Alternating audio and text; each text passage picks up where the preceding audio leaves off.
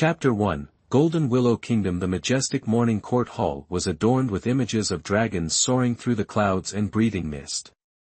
The flying dragon, the emblem of the Golden Willow Kingdom, was a revered motif reserved solely for the royal family.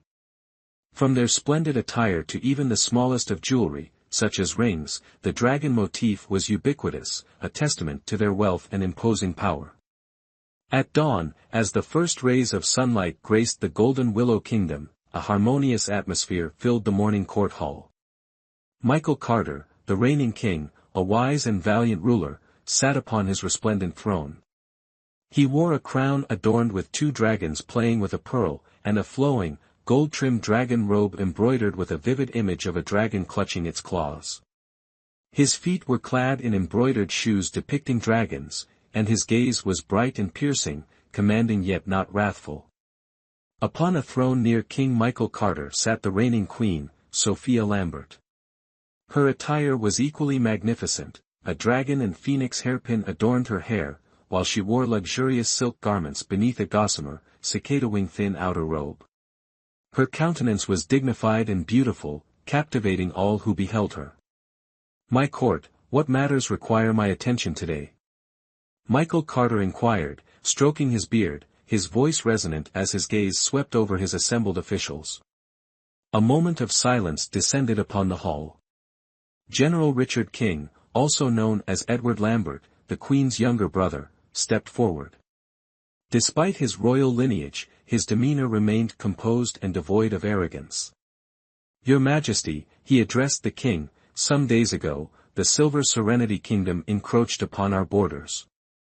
However, thanks to the bravery of our soldiers, they were repelled and have now signed a 100-year peace treaty, pledging not to violate our territory for a century. Your Majesty may rest assured." "Indeed." "Very good," Michael Carter responded, a smile of approval gracing his lips. Relieved of a significant concern, he expressed his genuine pleasure. "Issue a decree, the families of the fallen soldiers shall be exempt from taxes for 3 years as a form of consolation. All soldiers shall be rewarded according to their merits. Your servant expresses his gratitude." "Your Majesty is wise." Edward Lambert bowed in acknowledgement. "Congratulations, Your Majesty." "Your Majesty is wise." The assembled officials echoed in unison. "Who was the commander who defeated the Silver Serenity Kingdom?" Michael Carter inquired. Having delegated full authority to his brother-in-law, Edward Lambert, after issuing the initial command, he was not fully aware of the details. However, he had a strong suspicion.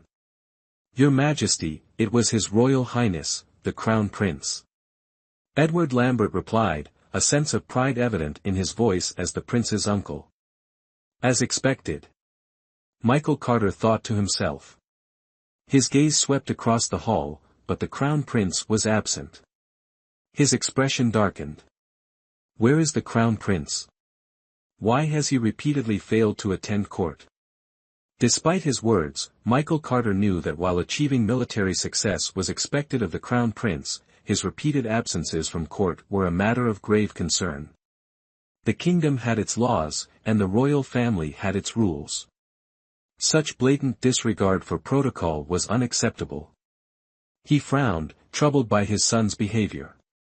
Observing the king's displeasure, the court officials lowered their heads in silence. The king and the crown prince were family, this was a domestic matter. Moreover, they were all too familiar with the crown prince's temperament. Coercion would be futile. Furthermore, the crown prince's abilities were undeniable, and none dared to offer unsolicited opinions. Yet, someone stepped forward. This was Prince James Carter, son of a concubine, a man of majestic appearance, but envious by nature, especially disliking the crown prince's actions. "Father, the crown prince has repeatedly and openly violated court rules, showing no regard for you or state affairs. The morning court is the embodiment of the nation's order, the crown prince's actions demonstrate contempt for the court. I beseech you, father, to investigate." "Oh. So, according to you, my son, how should this be handled?" Michael Carter looked at his son. I merely report the truth and dare not harbor other thoughts. However, a prince breaking the law should be treated as a commoner. The crown prince's matters are entirely for you to decide, father. You are the monarch of this nation, and surely no one dares defy your decree. Hearing Prince James's words, Queen Sophia Lambert observed the king's expression. Seeing no change in his countenance, she felt reassured that the situation could be salvaged. Softly, she said, Your Majesty, perhaps the crown prince is weary in resting at Proud Dragon Palace. As the crown prince's mother, Sophia Lambert always sought to excuse his faults, and this time was no exception. She understood her son's temperament. This excuse, though strained, was all she could offer in this predicament. A mother knows her son best, his physique has always been robust. How could a minor battle deplete his strength? Michael Carter was well aware that the Queen was defending their son. He had over 10 sons, but this crown prince was both his beloved and his exasperation. The future throne belonged to none other than the crown prince. How should he handle this situation? Michael Carter pondered for a moment, then flicked his sleeve and declared in a low voice, Very well. Consider this another victory for the crown prince. Let this matter be dropped. None of the court officials objected. Thank you, Your Majesty, for your leniency. Sophia Lambert hastily expressed her gratitude. James Carter was astonished. Such a grave matter was dismissed with a single sentence from his father, and the court officials remained silent. Unwilling to let it go, he said, Father, please reconsider. The crown prince's words and actions carry great weight. Without punishment, how can we convince the people? Family matters should not be aired publicly. This was Michael Carter's concern. Exasperated by his son's persistence, he said, Prince James, do not cause a commotion in court. I have made my decision. You may withdraw. Though dissatisfied, James Carter dared not defy his father further. It was clear that his father favored the crown prince. Further protest would only harm his own standing, especially since the court officials offered no support. Among the civil and military officials, one elder statesman stood out. This was the royal advisor of the Golden Willow Kingdom, capable of divination, knowing the past 500 years and the future 500. Even the king held him in high esteem. He had silver hair and a rosy complexion, a white beard and white robes, a transcendental gaze, and a crystal ball as his constant companion. Royal advisor, do you have something to say? Michael Carter looked towards the otherworldly figure. The royal advisor rose from his seat and stepped forward. In the entire Golden Willow Kingdom, besides the Queen, he was the only one seated during the morning court, a testament to the king's respect. Your Majesty, last night, I observed the celestial bodies and discovered an unusual phenomenon. The royal advisor spoke truthfully. Oh. Tell me quickly. Michael Carter appeared very interested. Every one of the national teacher's predictions had come true, leaving him deeply impressed. The national teacher continued slowly, the heavenly Lord star flickers with a strange light, and to its left, a new, brilliant star has suddenly appeared. Calculating with my fingers, I've discovered that good fortune is coming to the Golden Willow Kingdom. What good fortune? Queen Sophia Lambert couldn't help but ask. Your Majesty, please listen to what this old servant has to say. The national teacher stated, the crown prince's heart will soon be stirred, he will find a heaven-sent match. Truly. The Queen said joyfully. The national teacher continued, according to our national customs, once the crown prince has completed the 3-year ritual, he must choose a crown princess, selecting a future queen for the nation. In this old servant's opinion, the crown prince has completed the 3-year ritual, and this year is the perfect time to select a consort. The crystal ball in the national teacher's hand shimmered, emitting a strange, mystical light. Michael Carter pondered for a moment, then said, the selection of a consort is a matter of great importance, tied to the fate of the nation. If the national teacher possesses such profound insight, could you tell me something about it now? The king's attitude was serious as he humbly sought guidance. The national teacher closed his eyes slightly, and after a long while, said, "Your Majesty, I only see the word fragrance from the crystal ball, a concubine, it is fragrance. As they say, heavenly secrets cannot be revealed." He nodded slightly, sat back down, and said nothing more. Sophia Lambert mused, a consort, is fragrance? Could it be that the crown princess's maiden name contains the word fragrance? Or does she favor fragrant things? Your Majesty, such speculation is pointless. Selecting a consort is a major matter of the inner court and cannot be handled carelessly. This matter is entrusted entirely to you. Michael Carter commanded. Sophia Lambert replied, Your Majesty, since the national teacher has given guidance, the selection of a consort should begin with choosing a date.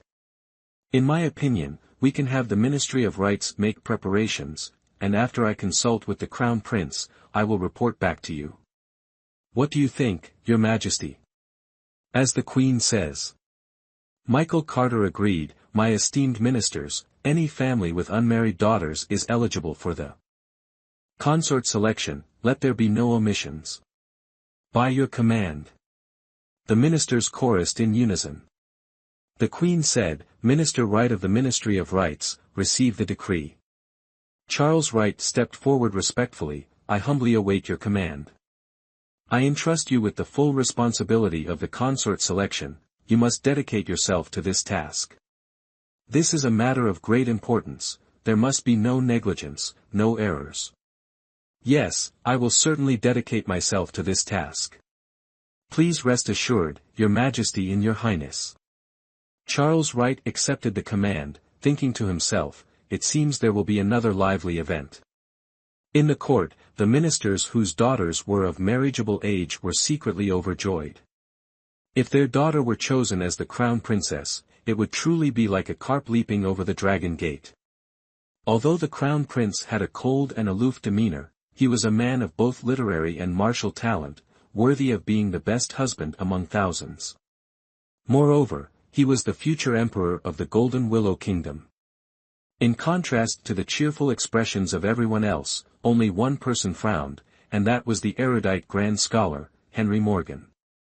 Even after the court was dismissed, he still wore a worried expression as he left the palace alone. Chapter 2, The Crown Prince. Just after concluding the meeting at Proud Dragon Palace, Sophia Lambert, surrounded by her court ladies, proceeded with great fanfare towards the Crown Prince's Proud Dragon Palace. After a period of announcing their arrival, the Crown Prince still hadn't appeared, so she decided to enter on her own. Sophia Lambert, observing the empty hall, furrowed her brow, quickly, see if the Crown Prince is actually within the palace.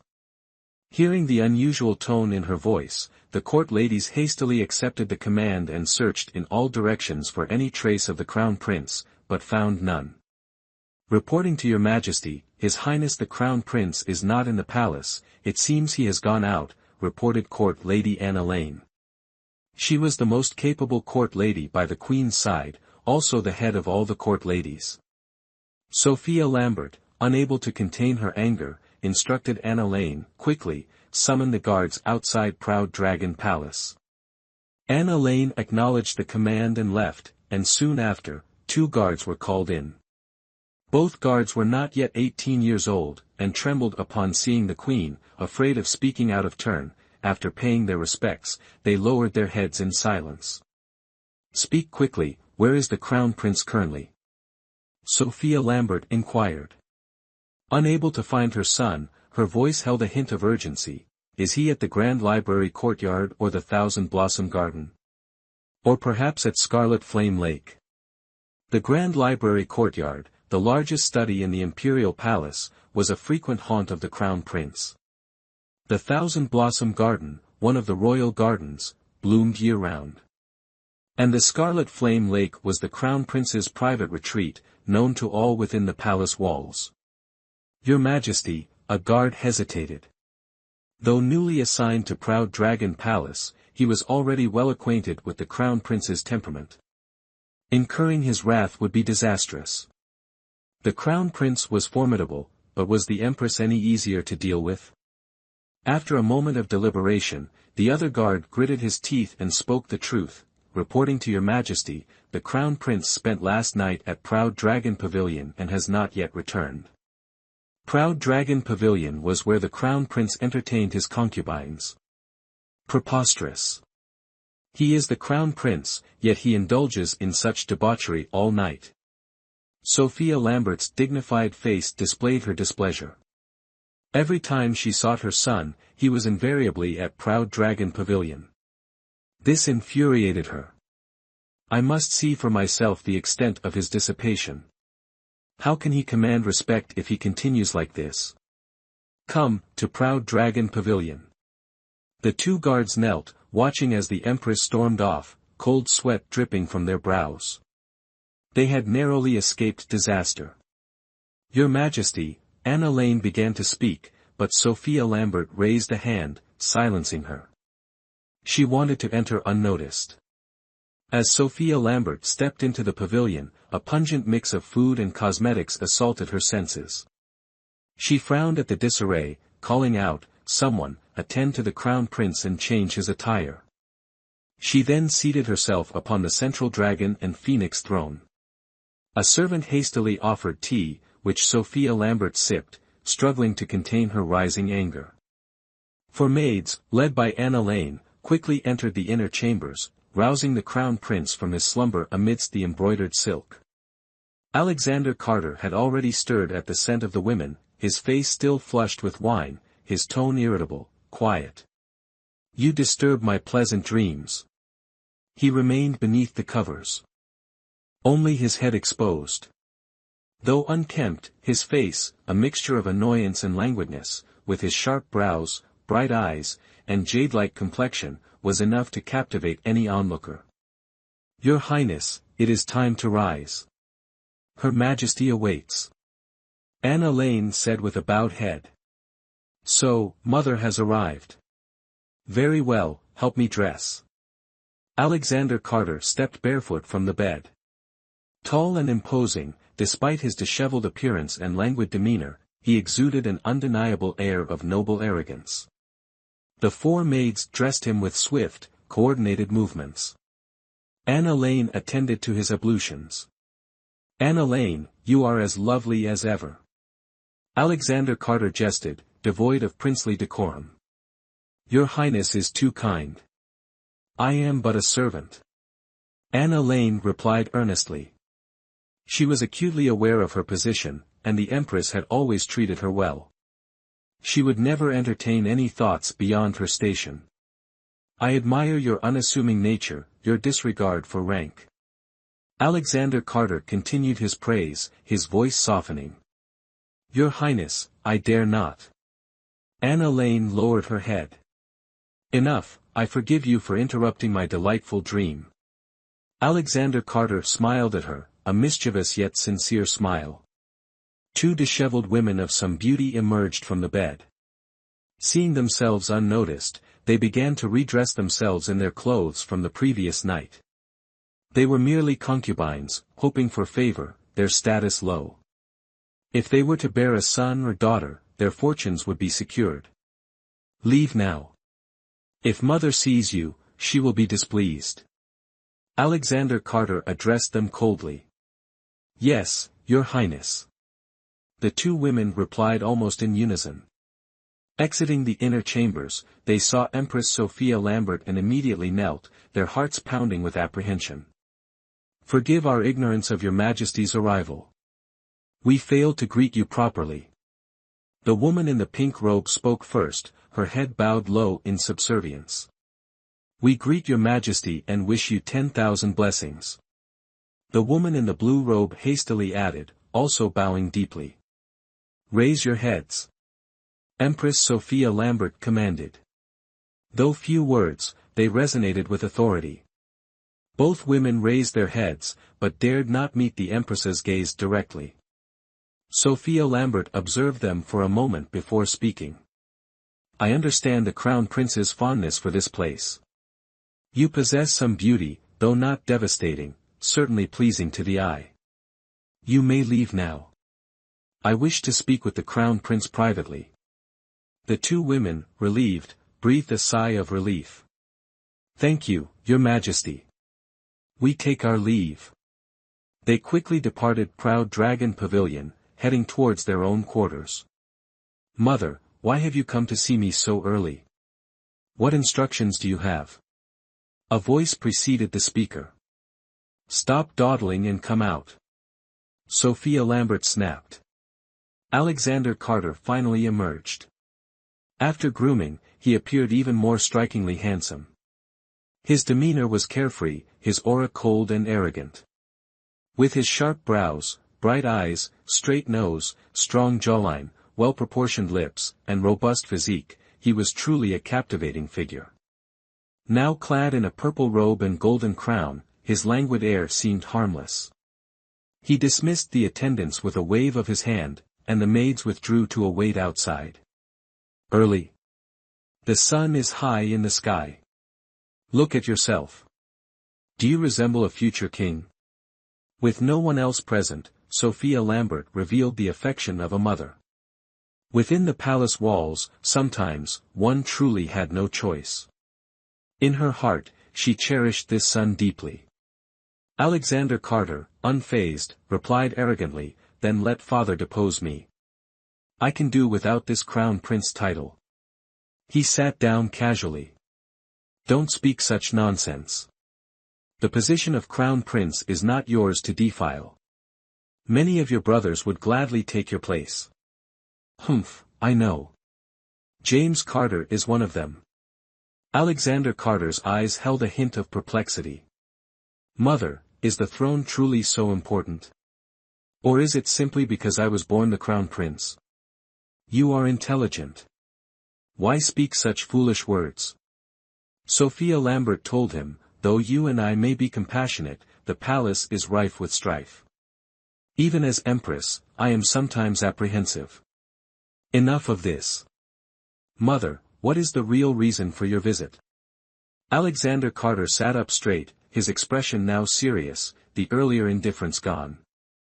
Sophia Lambert understood her son well.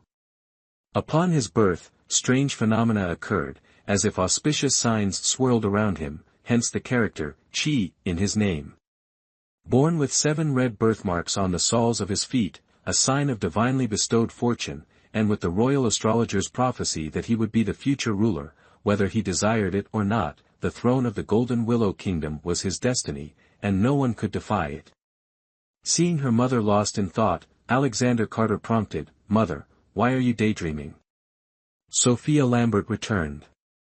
To the present.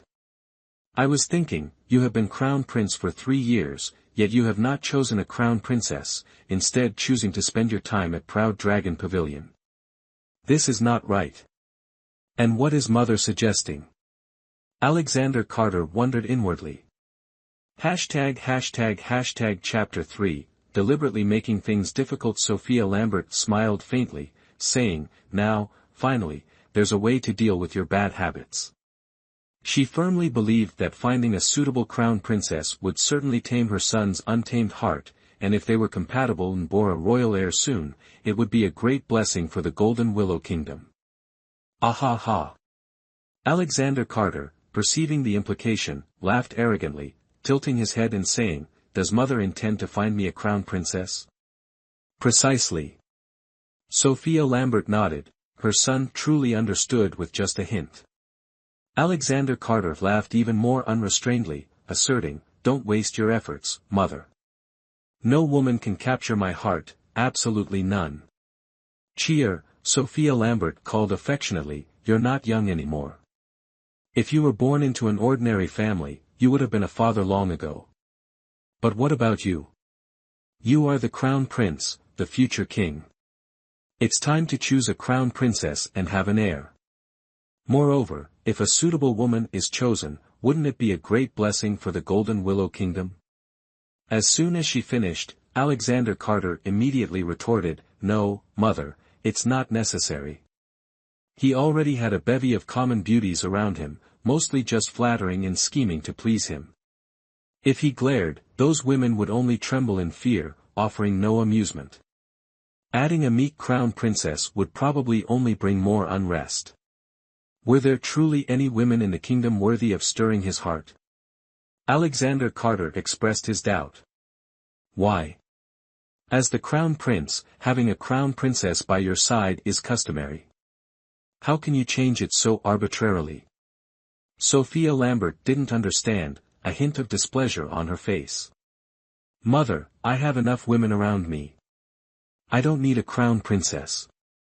Yes, Sophia Lambert interrupted him, Mother understands these women are dispensable in your life, but a crown princess must be chosen. One of the Golden Willow Kingdom's national laws was, as long as the crown prince or other royal members consented, they could have many consorts, but officially recognizing their status was not a simple matter. Even if one is chosen, she'll just be a puppet. Alexander Carter argued. Every woman here knew how to please him, having a crown princess or not made little difference. The Golden Willow Kingdom also had a strict palace rule, the crown princess could not be chosen from former concubines. She had to go through a nationwide beauty selection, then multiple rounds of screening, and finally be chosen personally by the crown prince. Naturally, the selection of the crown princess was extremely cautious. Until now, Alexander Carter hadn't officially appointed any woman, not even a secondary consort. The women in Proud Dragon Pavilion were all concubines of equal rank, their status low. This was precisely why these women tried every means to please the crown prince, hoping for a day of favor. Sophia Lambert naturally wouldn't listen to him, firmly stating, this matter must follow national law, you are not allowed to cause trouble. The royal advisor has predicted that you are about to be smitten. Today, Mother came here mainly to hear your conditions for choosing a crown princess. Conditions? Alexander Carter began to ponder. No matter which noble lady you choose as crown princess, her character and appearance must be carefully considered, Sophia Lambert reminded. Conditions for choosing a consort? Alexander Carter paced back and forth in front of his mother, gradually forming an idea in his mind, all right, since it's an ancestral rule, I shall obey. However, my conditions are not ordinary. Does Mother really want to hear them? A smile flickered across his extraordinarily handsome face. Sophia Lambert beamed, yes, tell me. Mother doesn't believe the Golden Willow Kingdom can't find a woman of perfect virtue and talent. Alexander Carter appeared confident, Mother, please listen carefully. The crown princess must possess a breathtakingly beautiful appearance, a graceful figure, and captivating charm. Sophia Lambert nodded, that's reasonable. As the crown princess, the future empress of the Golden Willow Kingdom, her appearance is naturally a top priority. Back then, Mother was chosen as crown princess because of my talent in singing and dancing, and my understanding of etiquette. Anything else? The crown princess must be proficient in the arts of zither, chess, calligraphy, and painting, poetry and songs, and must. Before he could finish, Sophia Lambert chimed in, this isn't excessive either. Perfect virtue and talent are the model for all women. Alexander Carter smiled. Faintly, saying, Mother, I haven't finished my second condition. Please be patient. Besides being proficient in the arts, the crown princess must also understand astronomy and geography, and preferably know a little medicine. Medicine? Sophia Lambert's face fell. Cheer, this condition of yours is truly strange. The crown princess is not a royal physician nor a female official. Why must she understand medicine? Are you deliberately making things difficult? Mother is truly joking. I only want to find the most suitable crown princess for the Golden Willow Kingdom. She will be the mother of the nation in the future, Alexander Carter explained, secretly rejoicing. All right, since you insist, Mother will accept this. Sophia Lambert took another sip of tea to calm herself, saying, all right, it's getting late. I should return to the palace. Mother, I haven't finished my conditions yet. Why are you in such a hurry to leave? Alexander Carter retreated to advance, becoming nonchalant. What? There's more. Sophia Lambert was astonished. Alexander Carter continued, thirdly, I detest those who shift with the wind. The crown princess must have her own opinions and be able to contradict me. To be his crown princess, she must possess extraordinary courage and spirit. Hearing this, Sophia Lambert finally couldn't help but stand up, her expression troubled. Cheer, the more you say, the more unreasonable it becomes. As the saying goes, obey your father at home, your husband outside, and your son in old age. How can a woman surpass a man? No, no. Her delicate brows furrowed even deeper. If so, I shall see mother off. Please abandon the idea of choosing a crown princess for me. Alexander Carter continued to retreat to advance, observing how his mother would respond. An empress indeed, Sophia Lambert quickly regained her composure. After a moment of thought, she said, Hayes, having her own opinions is reluctantly acceptable. Thinking about it, it's not entirely a bad thing. If she's willing, she can even assist you in gaining the people's hearts early on. This mother was truly calm. He deliberately made things difficult, yet she agreed to everything. Alexander Carter thought to himself, then said, Mother, I have one last condition. I wonder if Mother wants to hear it. Sophia Lambert's face flushed. Aren't these conditions enough? Cheer, you are clearly deliberately evading Mother. I'm terrified. I've been wrongly accused. Please, Mother, investigate clearly. Alexander Carter deliberately softened his tone. You are my own son. How could Mother not know what you're thinking? Sophia Lambert said, You deliberately pose these difficult questions so that the selection of the crown princess will fail. Mother, that's wrong. If a woman with mediocre appearance, mediocre virtue, and a tendency to shift with the wind becomes my official wife, would Mother be pleased? Sophia Lambert was speechless.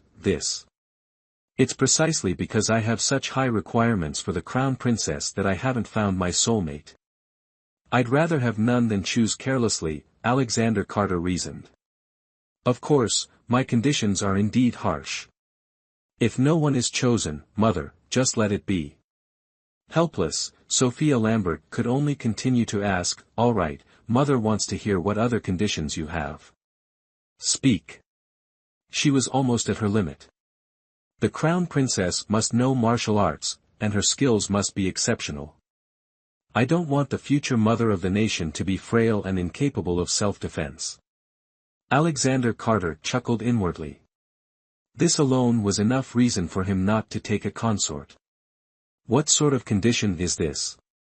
Mother doesn't know martial arts, yet manages the entire harem effectively. A woman doesn't necessarily need to know martial arts, moreover, the palace has numerous guards for comprehensive protection. This son is too cunning, she felt a headache coming on. Alexander Carter, ignoring his mother's objections, said, To become my crown princess, one must possess extraordinary talent, something that sets them apart from ordinary people. If these conditions aren't met, it's not even worth discussing.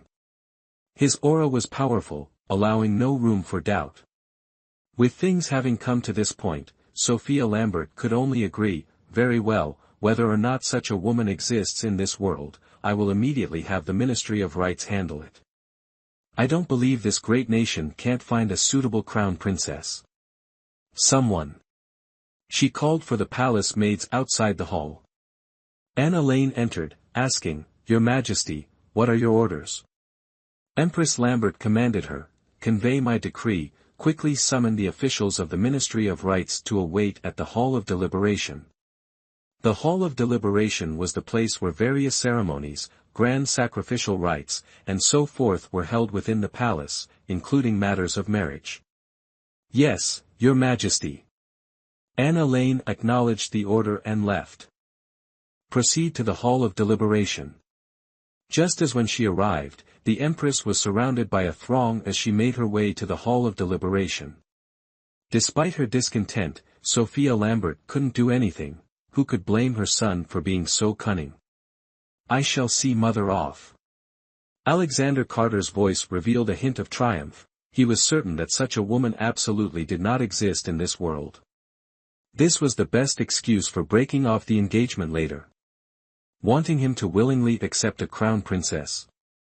That would likely be difficult even in his next life. Chapter 4, Unease. Disturbed by his mother, Alexander Carter felt a surge of irritation. He roared towards the sky, "Gabriel Stone, Nathan Stone, get out here." Almost instantly, two tall, muscular men appeared beside him. Their stern, cold expressions and identical appearances marked them as twins. Clad in black robes and shoes, they were the shadow guards assigned to protect the crown prince. "Your Highness, what are your commands?" Gabriel Stone, the elder, bowed his head and asked. "Train with me." As soon as he finished speaking, the prince's figure darted forward several steps, his lightness of foot increasingly refined. "As you command." The two replied in unison. Whenever the crown prince was in a foul mood, he would summon these two confidants for sword practice to vent his frustrations. Meanwhile, under the queen's watchful eye, news of the upcoming consort selection spread like wildfire. In less than half a day, it had reached every corner of the Golden Willow Kingdom, stirring up excitement throughout the land. Returning to his residence, Prince James Carter seethed with anger, recalling his morning argument with the king in the main hall. The servants and maids, sensing their master's dark mood, remained silent, fearful of incurring his wrath. "My lord, why are you so troubled today?" Princess Consort Emily Sanders, upon hearing the news, hurried to the flower hall, dismissed the servants, and spoke privately with her husband. "Could it be that you have suffered some injustice?" Emily Sanders, James Carter's personally chosen wife, possessed captivating beauty in a thoughtful nature, a true confidant. Seeing that they were alone, James Carter finally spoke. Isn't it because father always favors the crown prince?" Emily Sanders disagreed, saying, "Those who achieve great things do not dwell on minor details. Why should you let such a trivial matter bother you? Come, have some tea to ease your mind." She then personally poured him a cup. Taking a sip, James Carter gradually calmed down, sighing in relief, "You are right. It was just a momentary outburst." Emily Sanders smiled, sitting beside him, and asked, "Was there anything important at court this morning?" She often served as her husband's advisor, which solidified her position. Prince James had many concubines, but she was the most esteemed. James Carter sighed, "Well, the crown prince is about to select a consort. Would you consider that important?" Emily Sanders smiled faintly, saying, "It's natural for the crown prince to choose a consort, but I'm curious what kind of woman would catch his eye." A pang of bitterness struck James Carter's heart. He already has many women. Does he lack a crown princess? For men, women are like clothes, they never feel they have enough. Emily Sanders explained. Are you jealous then?" James Carter asked. Emily Sanders didn't answer directly but countered, "My lord, do you have any plans?" James Carter's eyes lit up. "Do you have an idea? Tell me." Emily Sanders glanced around before continuing, "I have a cousin who recently sent a letter. Her husband passed away, and she feels lost without support. She wishes to bring her daughter to rely on us." James Carter understood her implication. "You mean?" Emily Sanders continued, "Indeed. If my cousin is clever enough, she would be a valuable pawn." James Carter pondered for a moment. "While that's true, the crown prince is not a fool." Emily Sanders scoffed, replying, Where there's a will, there's a way. He's not a fool, and neither are we." James Carter finally smiled, praising her, "No wonder I chose you as my princess consort. Truly, a harmonious couple." "Ha! Well, we are husband and wife," Emily Sanders said, then lowered her voice, "Besides, I also want to taste what it's like to be queen." James Carter chuckled awkwardly. "All right then, I'll prepare a letter immediately so they can set off soon." Emily Sanders stood up. James Carter looked at her and nodded. Very well. I trust your judgment. Within the elegant, serene hall of Scholar Morgan's manor, Henry Morgan, having just returned from court, changed into lighter attire. Yet, his face held no joy. Hands clasped behind his back, he paced, sighing ceaselessly. My lord, why this restlessness and these constant sighs after returning from the palace today? Has some grave matter arisen in court? Lady. Catherine Morgan inquired, noticing her husband's unusual demeanor. Catherine Morgan's eyes radiated boundless care and tenderness, a clear sign to any observer of a deeply affectionate couple. Indeed, a grave matter has arisen. Henry Morgan declared in a somber tone. What is it? Tell me, and perhaps we can find a way to address it together. Catherine Morgan, though past 40, still possessed an alluring charm, hinting at a captivating beauty in her younger years. The crown prince is to select a crown princess. The queen has decreed that every maiden in the realm, from 16 years of age to those yet unmarried, must participate in this selection. Our Evelyn, at 18 and unmarried, is also eligible. But she. Henry Morgan trailed off, shaking his head. Ah, this matter troubles my heart, and I know not what to do. Henry Morgan and his beloved wife were 6 years apart in age. He, past 50 and in good health, was a renowned scholar of the Golden Willow Kingdom, possessing vast knowledge and talent. Yet, even he faced dilemmas when confronted with matters of marriage. Catherine Morgan calmly stated, "Humph, I thought it was something serious." My intelligent lord, you are being muddled at this moment. Henry Morgan looked at his wife and asked, "Oh. Why do you say so?" My lord, do not fret. Catherine Morgan spoke slowly, Evelyn, with her cleverness and wit, will surely find a good solution. Let us summon her and discuss this further. Indeed, I am being too hasty. Henry Morgan smacked his forehead. Evelyn is far more capable than I. She is always calm and resourceful, she will certainly find a good resolution. Catherine Morgan addressed the maid standing behind her, Diana Spring, quickly fetch the young mistress. Tell her there's an important matter to discuss. The maid, Diana Spring, with her clean, delicate features, wore a light pink short jacket and a green skirt, her hair styled in 2 charming buns. She was Evelyn's personal maid. As Molly Green, the lady's maid, had requested leave for the past 2 days, Diana Spring was attending to the lady. Yes, my lady. Diana Spring acknowledged and departed. Diana Spring sought the young mistress with utmost haste. Though the scholar's manor couldn't compare to the splendor of the imperial palace, it was a substantial structure with 3 front and 3 rear halls. It also boasted small bridges, flowing water, pavilions, towers, and all manner of amenities. Diana Spring quickly reached the young mistress's chambers, but finding graceful elegance pavilion empty, she proceeded to the master's study, where the young mistress was also absent. She tilted her head, listening. The absence of music in the air indicated that the young mistress was not at her instrument. Knowing her mistress well, Diana Spring immediately thought of the last possible location, the manor's garden. Chapter 5, Young Mistress Morgan. Before Diana Spring even caught sight of her, the faint rustling of swordplay reached her ears. As she stopped, the peculiar scene before her eyes astonished her. A graceful figure in white, wielding a long sword, moved with unpredictable footwork. The surrounding pear blossoms seemed to dance and swirl around her.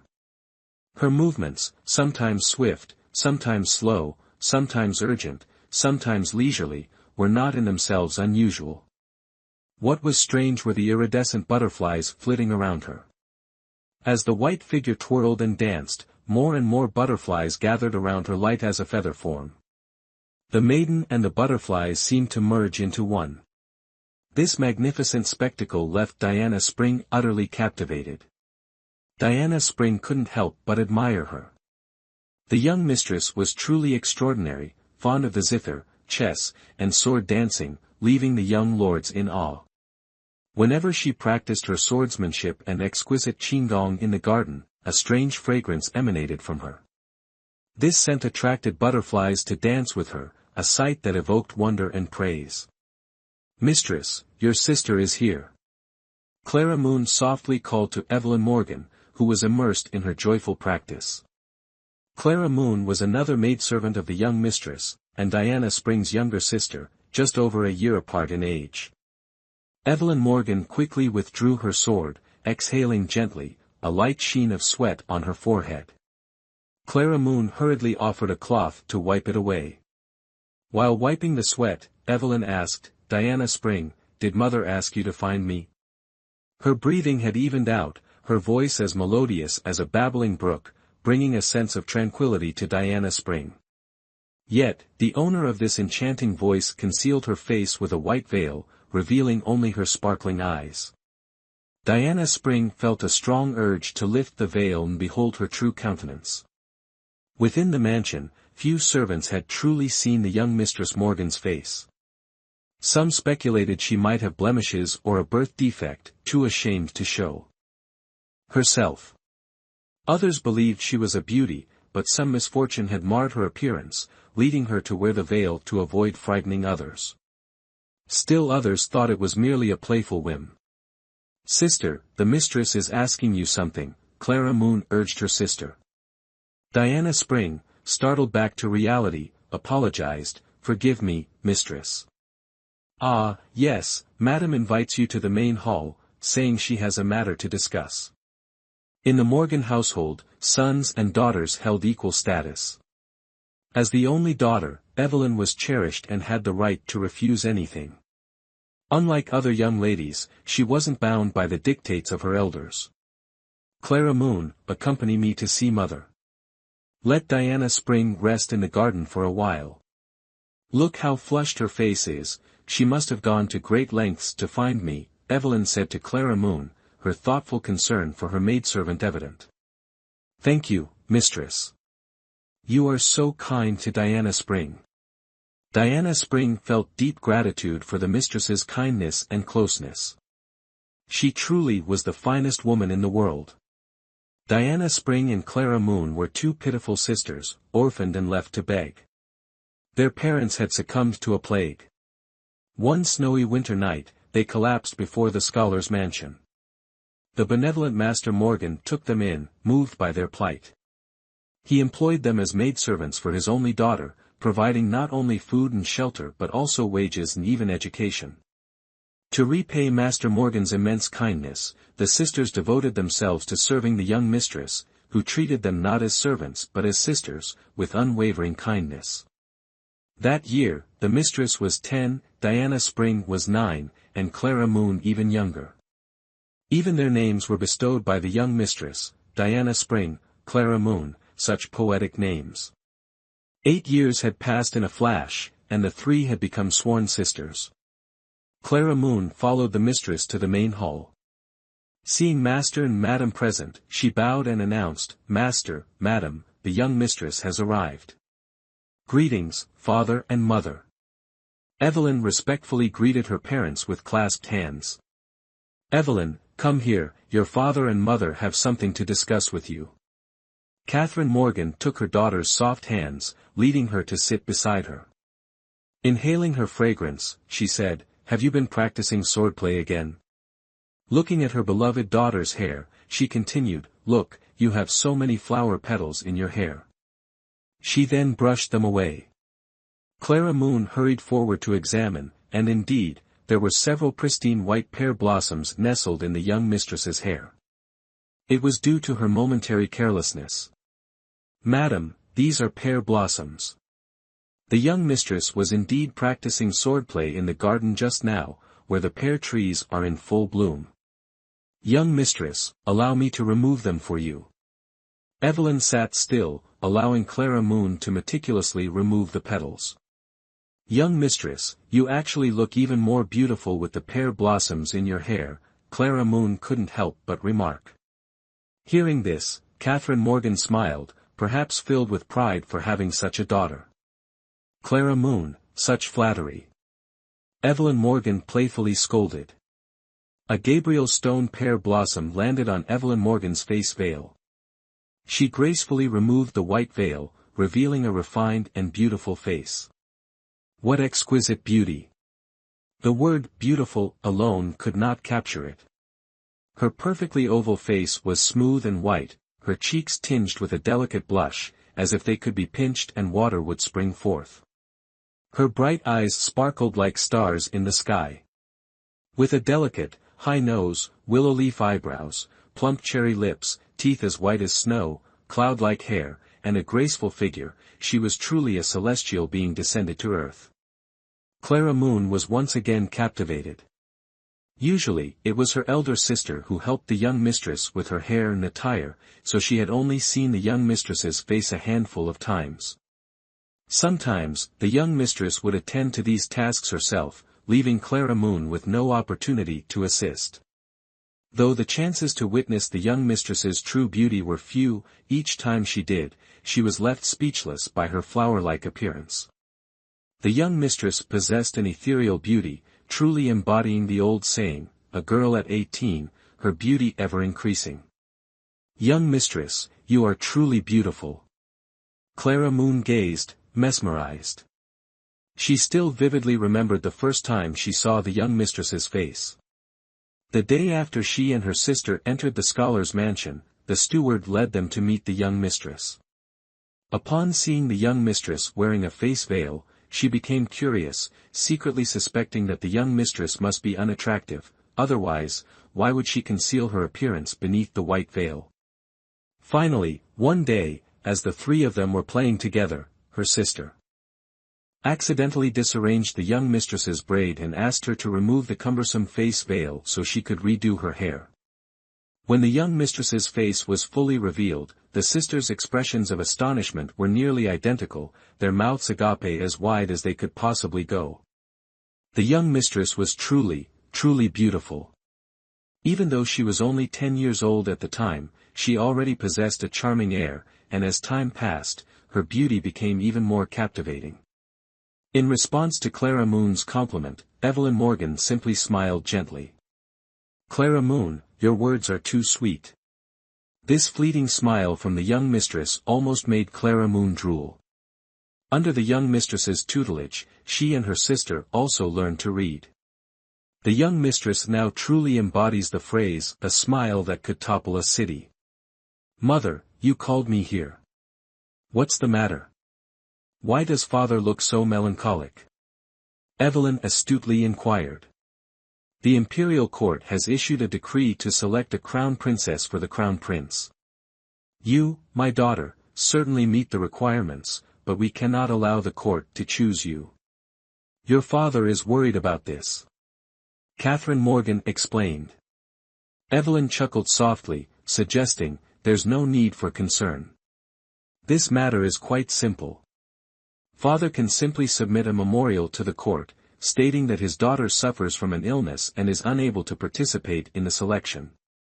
Wouldn't that resolve the issue? She offered the solution without hesitation. Hashtag Chapter 6, Countermeasures. Alas, it's not as if I haven't considered using this method to deceive His Majesty. Henry Morgan remarked, gazing at his daughter's exquisite features. What parent doesn't understand their child? He knew that although his daughter was the child of the grand scholar, she possessed a kind and unassuming heart, with no desire to be bound to great wealth and nobility. It was just as the saying goes, once entering the palace gates, it's like the deep sea, joys and sorrows, resentments and affections, no one knows.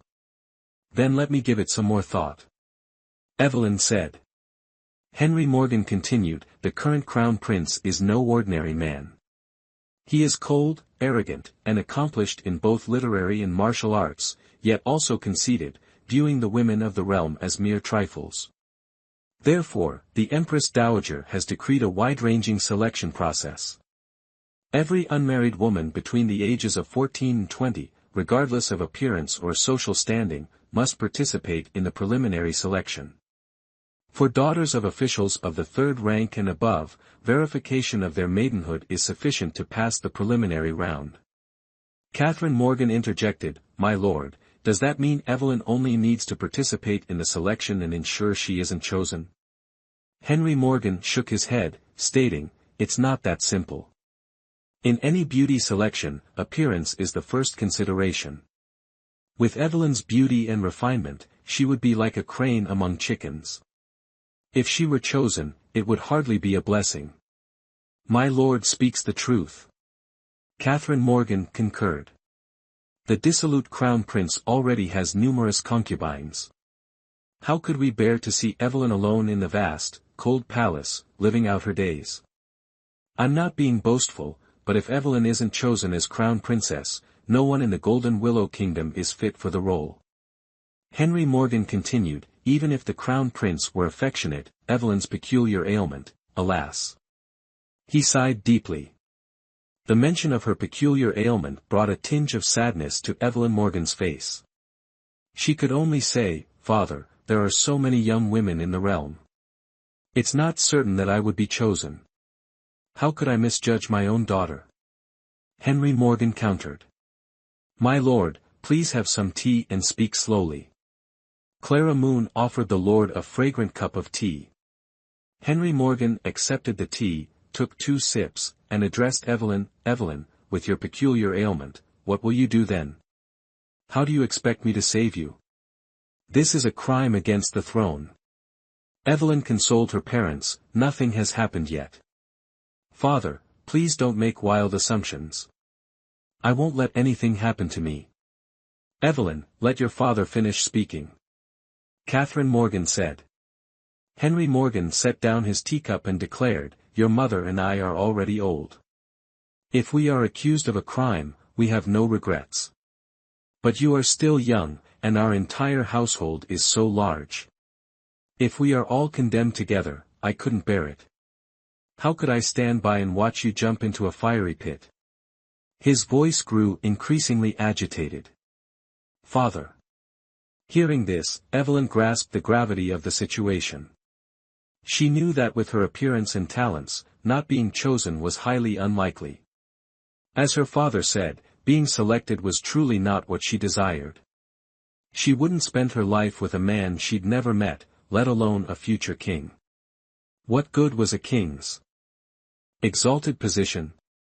Without affection, there would be no blissful intimacy. Her own parents, childhood sweethearts, shared a deep bond. If she could, she would choose an ordinary man as her life partner. Clara Moon looked at her mistress with sympathy. Though gentle and lovely, the young mistress also possessed a lively spirit and unmatched resilience. Her only imperfection was a strange ailment. Unexplained rashes would appear on her skin, intensely itchy. Every full moon, an unbearable headache would strike. According to Golden Willow Kingdom custom, every girl who reached 14 was considered an adult and required to attend a coming-of-age ceremony at a temple, barefaced. That year, the young mistress, a breathtaking beauty at 14, reluctantly removed her usual veil for the ceremony, accompanying her family to the kingdom's largest temple.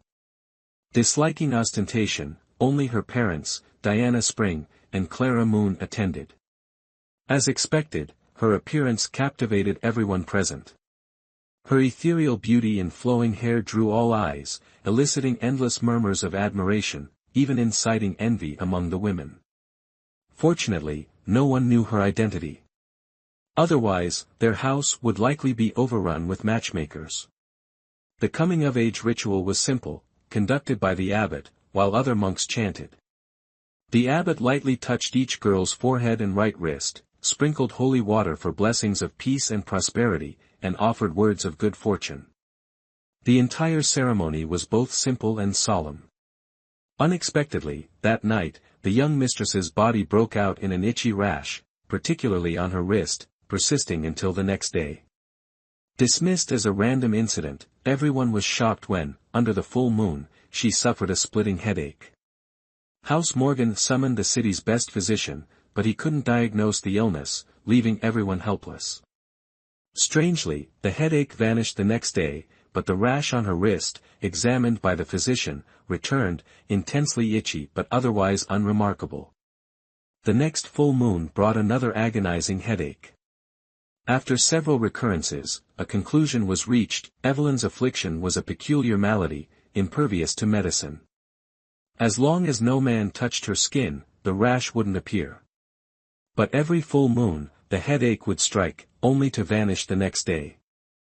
With this strange ailment, if chosen as a concubine, contact with the crown prince was inevitable. If her condition flared, angering the prince, it would be treason. A light punishment meant banishment to the cold palace, branded an outcast. A severe one could implicate her entire family. That is the very reason why Lord Morgan is always so deeply troubled.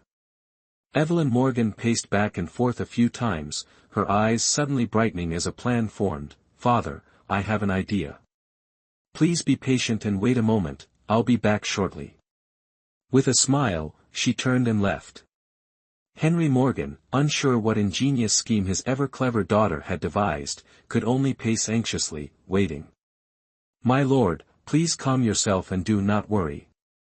Evelyn will certainly find a solution." Catherine Morgan comforted her husband while also reassuring herself. Clara Moon, understanding the situation, added, "My lord, my lady, our young mistress is so intelligent, she will certainly not allow herself to be trapped in a difficult situation."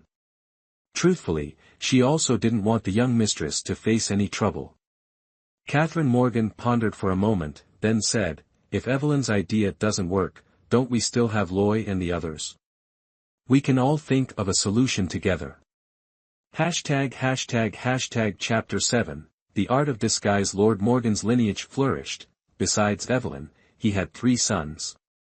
Matthew, the eldest, was a prosperous silk merchant, thriving thanks to his business acumen.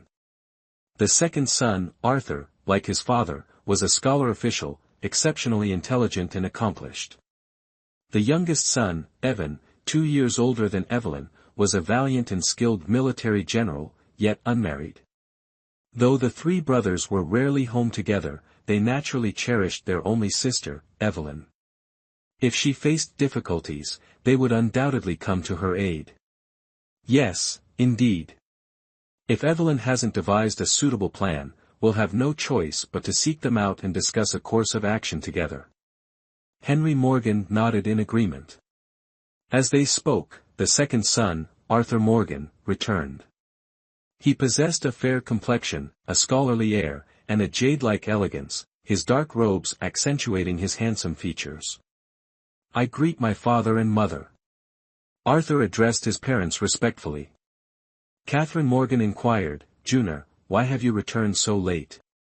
Your father has been back for quite some time." "Mother, with the Crown Prince's selection of a consort, the Ministry of Rights has been overwhelmed with duties. As an official of the ministry, I couldn't refuse my responsibilities.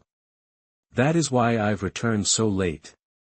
Please forgive me," Arthur explained. "So that's the reason. Your father is also troubled by this matter." Catherine Morgan glanced at her husband, then towards the door, still awaiting her daughter's return. Arthur Morgan understood immediately. His sister's predicament was well known throughout the family. As a court official, he was naturally familiar with the Crown Prince's character. In terms of intellect and bearing, the Crown Prince was indeed a virtuous individual beyond reproach. As the future ruler of the Golden Willow Kingdom, his position was deemed highly deserving. However, the one unsettling aspect was the Crown Prince's attitude towards women, a matter that some in the court, including himself and his younger brother Evan, strongly disapproved of. Marrying the Crown Prince as a consort meant undeniable wealth and honor, but serving him was fraught with peril. "Where is my sister? Where is she now?" Arthur asked. "Evelyn said she had a plan and left some time ago, but she hasn't returned yet," Catherine Morgan replied. "Very well, let us wait. Clara Moon, serve the tea." As his voice trailed off, Clara Moon presented the tea on the table. Before Arthur Morgan had finished his tea, a woman appeared before him. This was not Evelyn whom they were expecting. Apart from her bright, sparkling eyes, she was unremarkable, paling in comparison to Clara Moon. Henry Morgan and his wife exchanged glances, Arthur also wearing a puzzled expression. Catherine Morgan, ever quick-witted, looked at the unfamiliar woman and asked Clara Moon, have we recently hired any new maids or servants? Clara Moon thought for a moment, shook her head, and said, no, madam. She looked closely at the woman and added, madam, her attire looks familiar. Young lady, who are you? And why are you in our residence? Henry Morgan inquired. The woman continued to smile without speaking. After a long pause, Clara Moon caught a faint fragrance and suddenly realized, my lord, madam, she's the young mistress. Evelyn. Catherine Morgan called. Mother, it's me, Evelyn finally spoke. Sister, your disguise skills have truly improved. Even I couldn't recognize you, Arthur Morgan remarked. Clara Moon is indeed perceptive. Second young master, you flatter me. I recognize the young mistress by the fragrance she wears. Father, mother, second brother, what do you think? Even if I participate in the Crown Prince's consort selection, I'm sure to be eliminated, right? Evelyn twirled around. Indeed, your current appearance isn't bad, but it pales in comparison to your true beauty. Consort selection is a significant matter, and appearance is undoubtedly the most crucial criterion. If you go dressed like this, you'll certainly be rejected. Henry Morgan finally regained his composure. How could he have forgotten his beloved daughter's talent? Excellent. My dear wife, the Morgan family must be blessed by our ancestors to have such an intelligent daughter. Mother. Evelyn nestled into her mother's embrace, and Catherine Morgan held her tightly. But, if you maintain this disguise all day, won't it be uncomfortable? Arthur inquired. Indeed, your second brother's question is valid. Your usual playful disguises at home are just for amusement. Don't torment yourself for the sake of a disguise, Catherine Morgan said, tenderly stroking her daughter's face. Mother, second brother, don't worry. I've carefully considered the ingredients for this disguise. My face might feel a bit dry after a while, but there are no other ill effects. Evelyn, what about the fragrance you wear? How will you address that? Henry Morgan asked. Precisely. It was the young mistress's unique fragrance that gave her away. If His Highness the Crown Prince were to catch a whiff of it, it would be difficult for the young mistress to remain undetected, Clara Moon added. Evelyn Morgan was born in the spring, amidst a profusion of blossoming flowers, hence her nickname, Evelyn. During her pregnancy, Catherine Morgan developed a peculiar craving for flowers, consuming them in every form, whether raw or cooked, and relishing any dish that incorporated them. When her daughter was born the following spring, the room was filled with a captivating fragrance. There's no need for excessive worry. As long as I remain composed and minimize my movements, no one will recognize me, Evelyn reassured them. Clara Moon offered comfort, my lord, madam, the young mistress is so intelligent that nothing can pose a challenge to her. Please rest assured. There's no better alternative at present.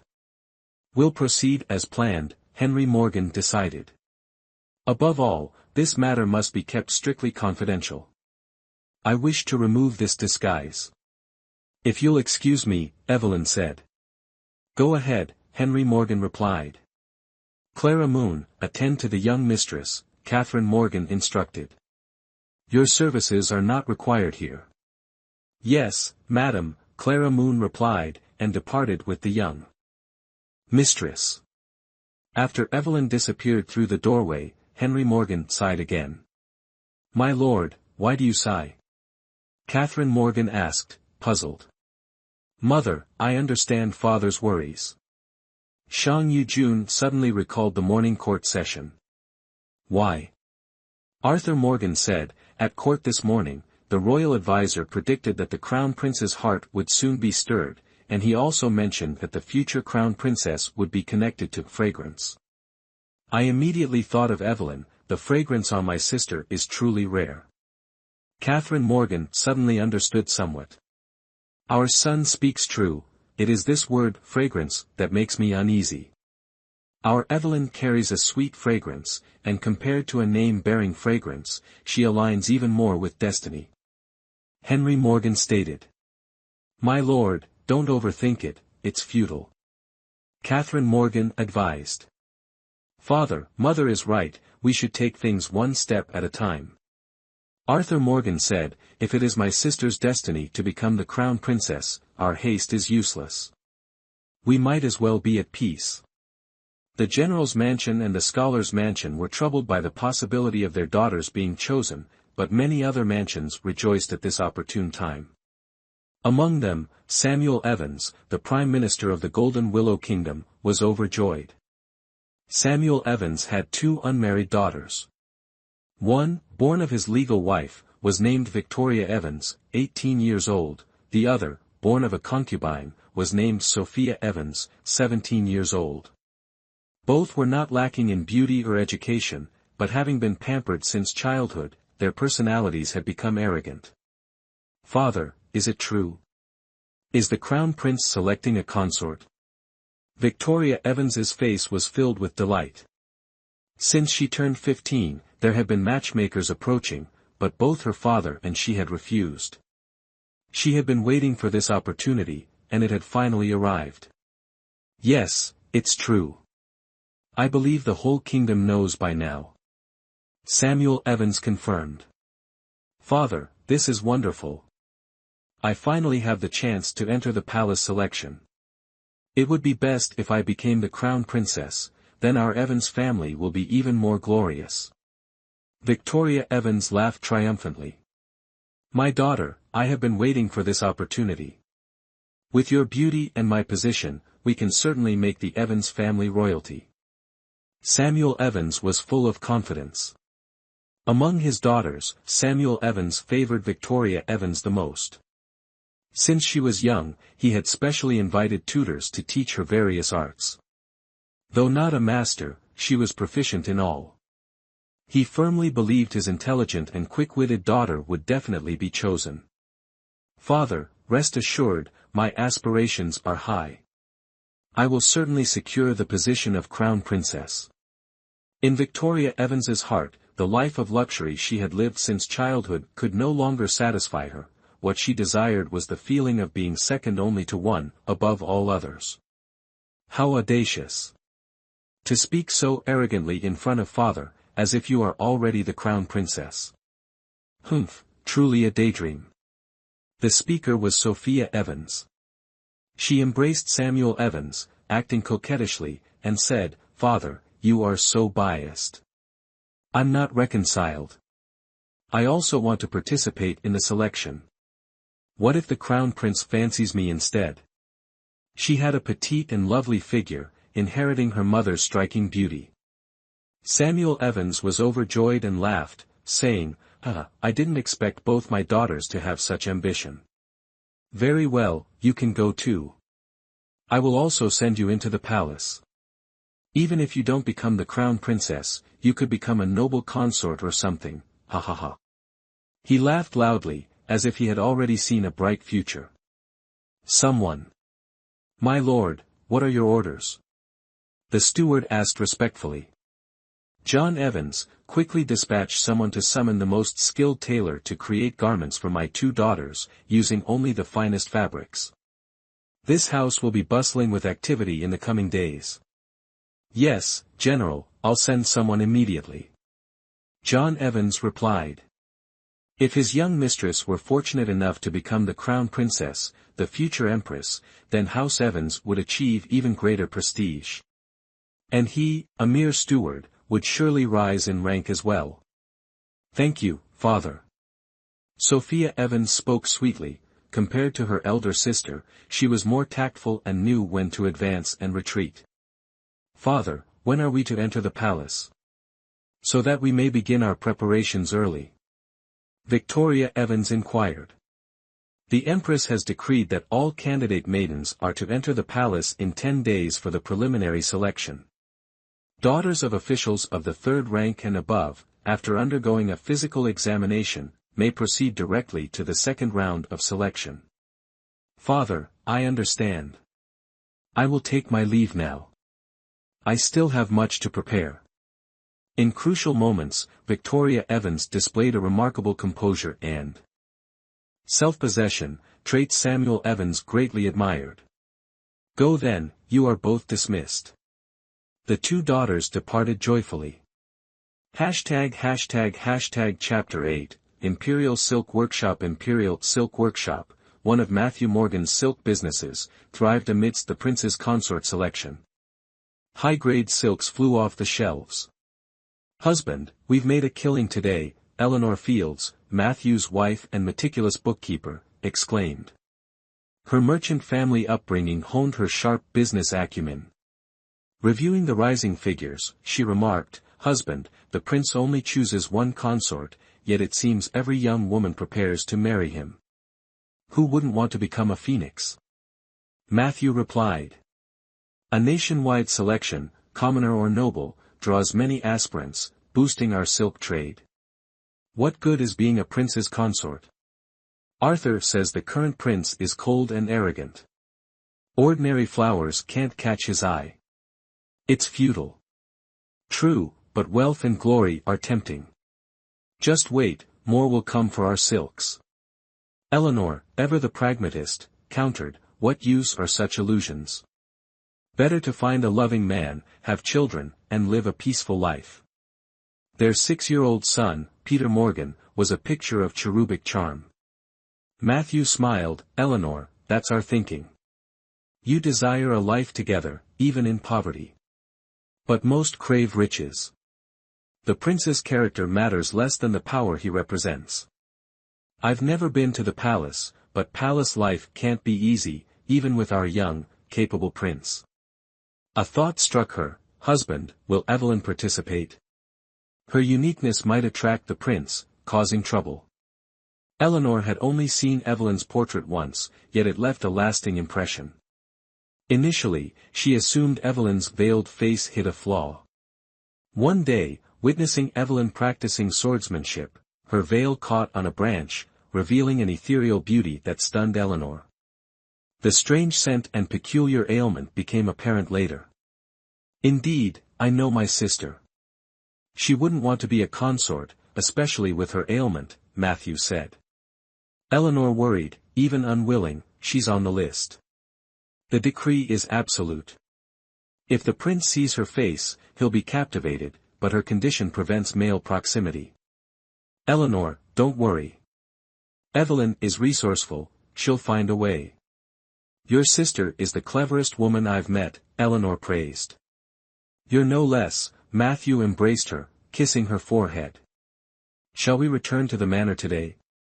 They didn't reside permanently at the Morgan Manor, visiting occasionally. Yes, Peter must miss them, Eleanor nestled against him. At Graceful Elegance Pavilion, Diana Spring, while combing Evelyn's hair, inquired, Miss, you truly intend to disguise yourself for the selection? She had assisted with Evelyn's previous disguise. There's no better option, Evelyn replied. Miss, even disguised, your eyes remain captivating, Diana Spring observed, highlighting a flaw in the disguise. Unavoidable. Diana Spring, you understand my heart. The palace isn't my desire. Even if it were, my ailment would make me an outcast. I won't let my family suffer. Miss, I understand your plight. Your beauty is wasted on this ailment, Diana Spring lamented. Gold isn't pure, and people aren't perfect, Evelyn sighed. Clara Moon entered, Miss, the master and mistress have returned. The Lord requests your presence. Elder brother is back. Good, I'll go at once. Evelyn donned her veil and descended. In the hall, Matthew and Eleanor greeted their parents. Father, mother, are you well? Eleanor inquired. We are, Catherine Morgan smiled. The prince's consort selection must keep Imperial Silk Workshop busy. Indeed, quite profitable, Eleanor replied. Evelyn's possible participation worries us. Henry Morgan played with his grandson. Little one, you've grown taller and heavier. Grandfather, Peter missed you, Peter hugged him. I learned new characters. Oh. Show me. Henry beamed. They went to the writing desk. Peter carefully wrote as Henry watched. Father, Peter's tutor praises his intelligence and improving calligraphy, Matthew said. Business kept us away, please forgive us. Nonsense, don't be so formal. Catherine laughed. You raise Peter well, but your father worries about Evelyn. Does she have a plan? Matthew asked. Evelyn arrived, thank you for your concern, elder brother. She bowed, greetings, elder brother, elder sister-in-law. Are you well? Evelyn, you're here. Eleanor approached. Have you decided to enter the palace? Evelyn explained her plan.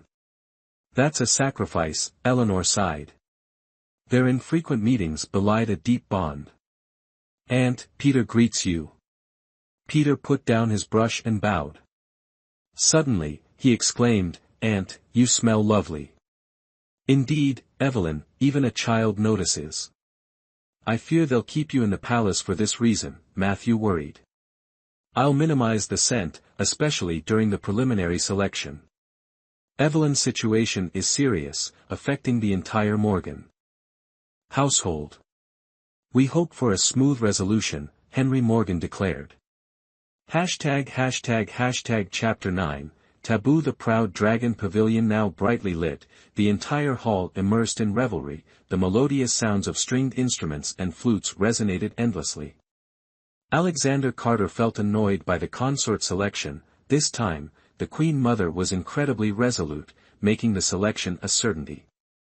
It was all because of that damned national preceptor, spouting nonsense, perhaps tired of living. Had he never encountered a woman? He was the crown prince, with a beckoning finger, women would flow towards him like water. He glanced at his two concubines attending him, Ruby Lane and Lydia Carter, recently favored by him, indeed possessing some beauty. Your Highness, why the displeasure? Come, have another cup. Ruby Lane, with slender fingers, grasped a sparkling night pearl cup, bringing it to the crown prince's lips, her eyes filled with affection. She knew she was currently favored and had to seize the crown prince's heart. If she missed this opportunity, allowing the crown princess to intervene, she would have no chance to rise. Though unable to become crown princess, being the crown prince's favored concubine wasn't bad. All right. Alexander Carter took the night pearl cup from her hand, draining it in one gulp. The night pearl cups, a pair, were sacred objects bestowed upon him by the emperor, their bottoms displaying images of dragons frolicking underwater when filled with wine, incredibly precious, meant to be carefully stored. If the emperor knew such precious treasures were used for amusement, what would he think? Thinking of this, Alexander Carter chuckled. But Lydia Carter mistook the crown prince's amusement for genuine joy. She took the remaining night pearl cup, nestled into the crown prince's embrace, and said coquettishly, Your Highness, my hand is tired. Come, finish my cup too. Saying this, she deliberately pressed her soft breasts against the crown prince's chest. Seeing Lydia Carter's boldness, Ruby Lane remained unfazed, picking up a nearby fragrant fan and waving it a few times, saying, Your Highness, I fear I can't handle the wine. I feel rather warm, and my head is a bit dizzy. Alexander Carter, aware of their antics, let out a soft snort, silently observing. Ruby Lane pretended to stand, her legs suddenly weakening, as if unable to bear the wine, her soft body falling into the crown prince's arms. Just as she planned, the crown prince embraced her tightly. Alexander Carter gladly accepted this, beauty offering herself willingly. He held one in each arm, enjoying the pleasure of the blessings of multiple wives. The two concubines stealthily glanced at each other, secretly comparing themselves. Alexander Carter was well aware of the underlying competition between the two women. Women were like that, inherently jealous, unable to bear seeing others surpass them. Let them compete, as long as they didn't go too far, he would turn a blind eye. He only needed their bodies, nothing more. He would never give his true feelings to any woman, not even the crown princess. Your Highness, soon, the crown princess will be by your side. By then, seeing you will be as difficult as ascending to heaven, Ruby Lane said, looking at the handsome crown prince, tears rolling down her beautiful cheeks. Thinking back, she was a gift from the heavenly justice kingdom, offered to the crown prince as a gesture of goodwill towards the Golden Willow kingdom. Initially, she imagined the crown prince to be a fierce and violent man, but unexpectedly, he was so accomplished, and her heart was given to him. Fortunately, while in heavenly justice kingdom, she had been thoroughly trained in the art of pleasing men. Now, she desired nothing more than a little more affection from the crown prince. Lydia Carter also spoke with immense sadness. Indeed, thinking of the crown princess, she must be a rare beauty with a captivating appearance, gentle and virtuous, and surely she will be deeply loved by His Highness.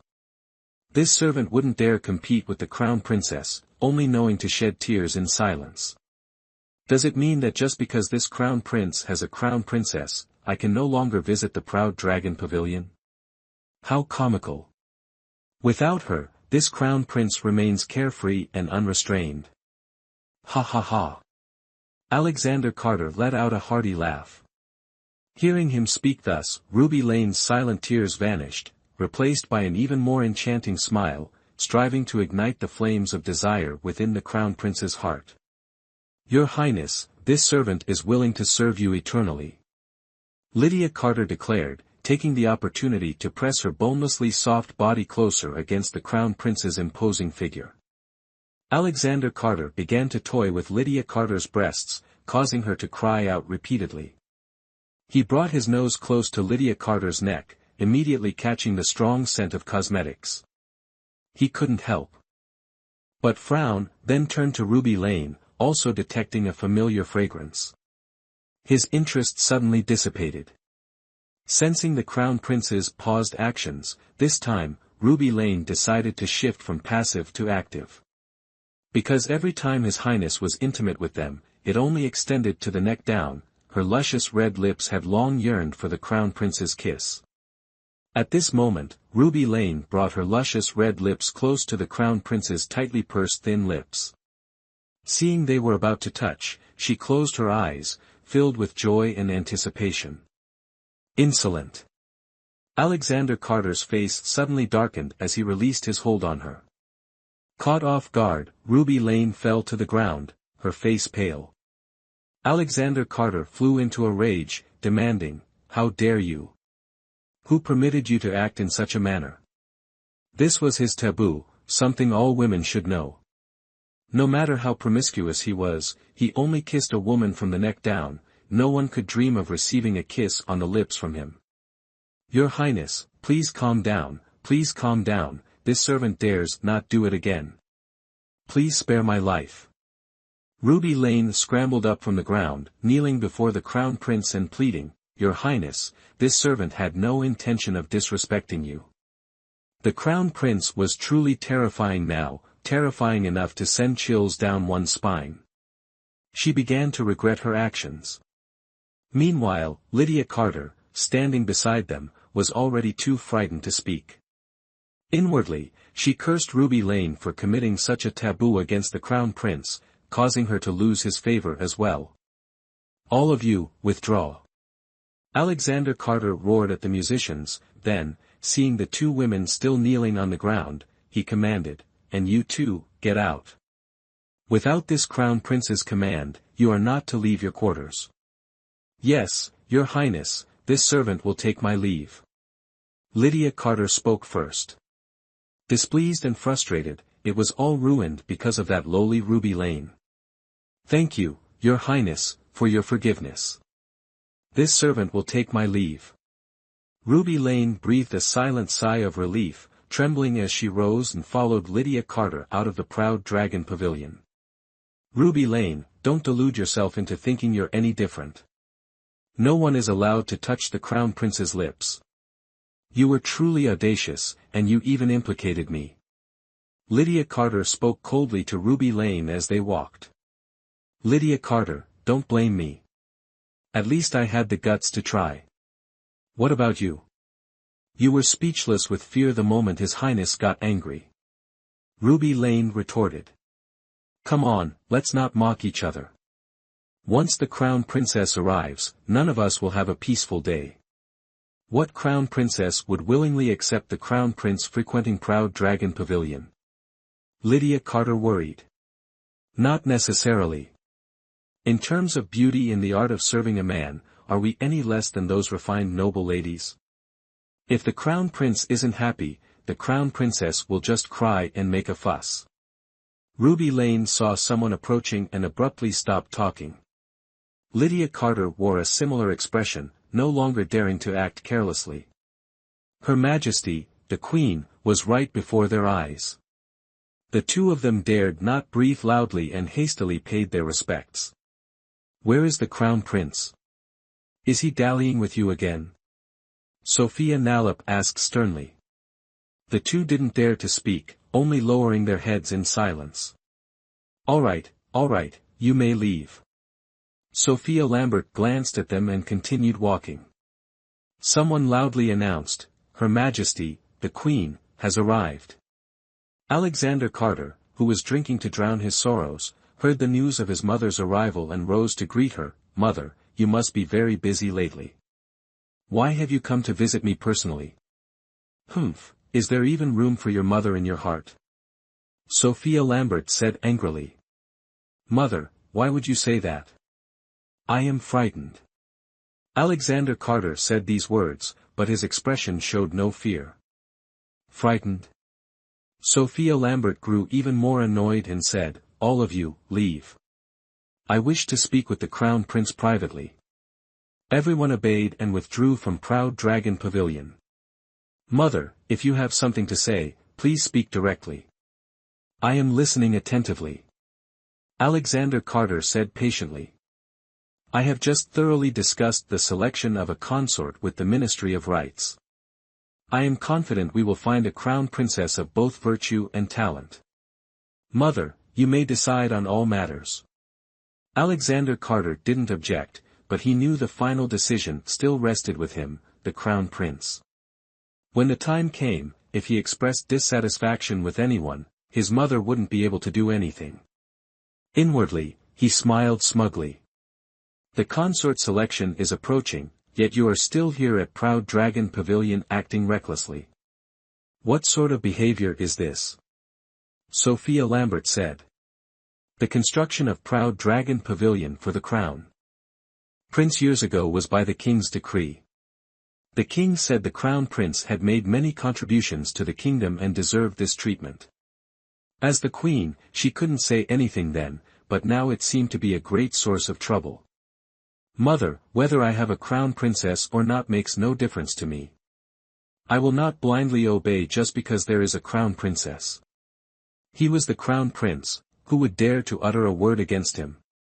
The queen was momentarily speechless.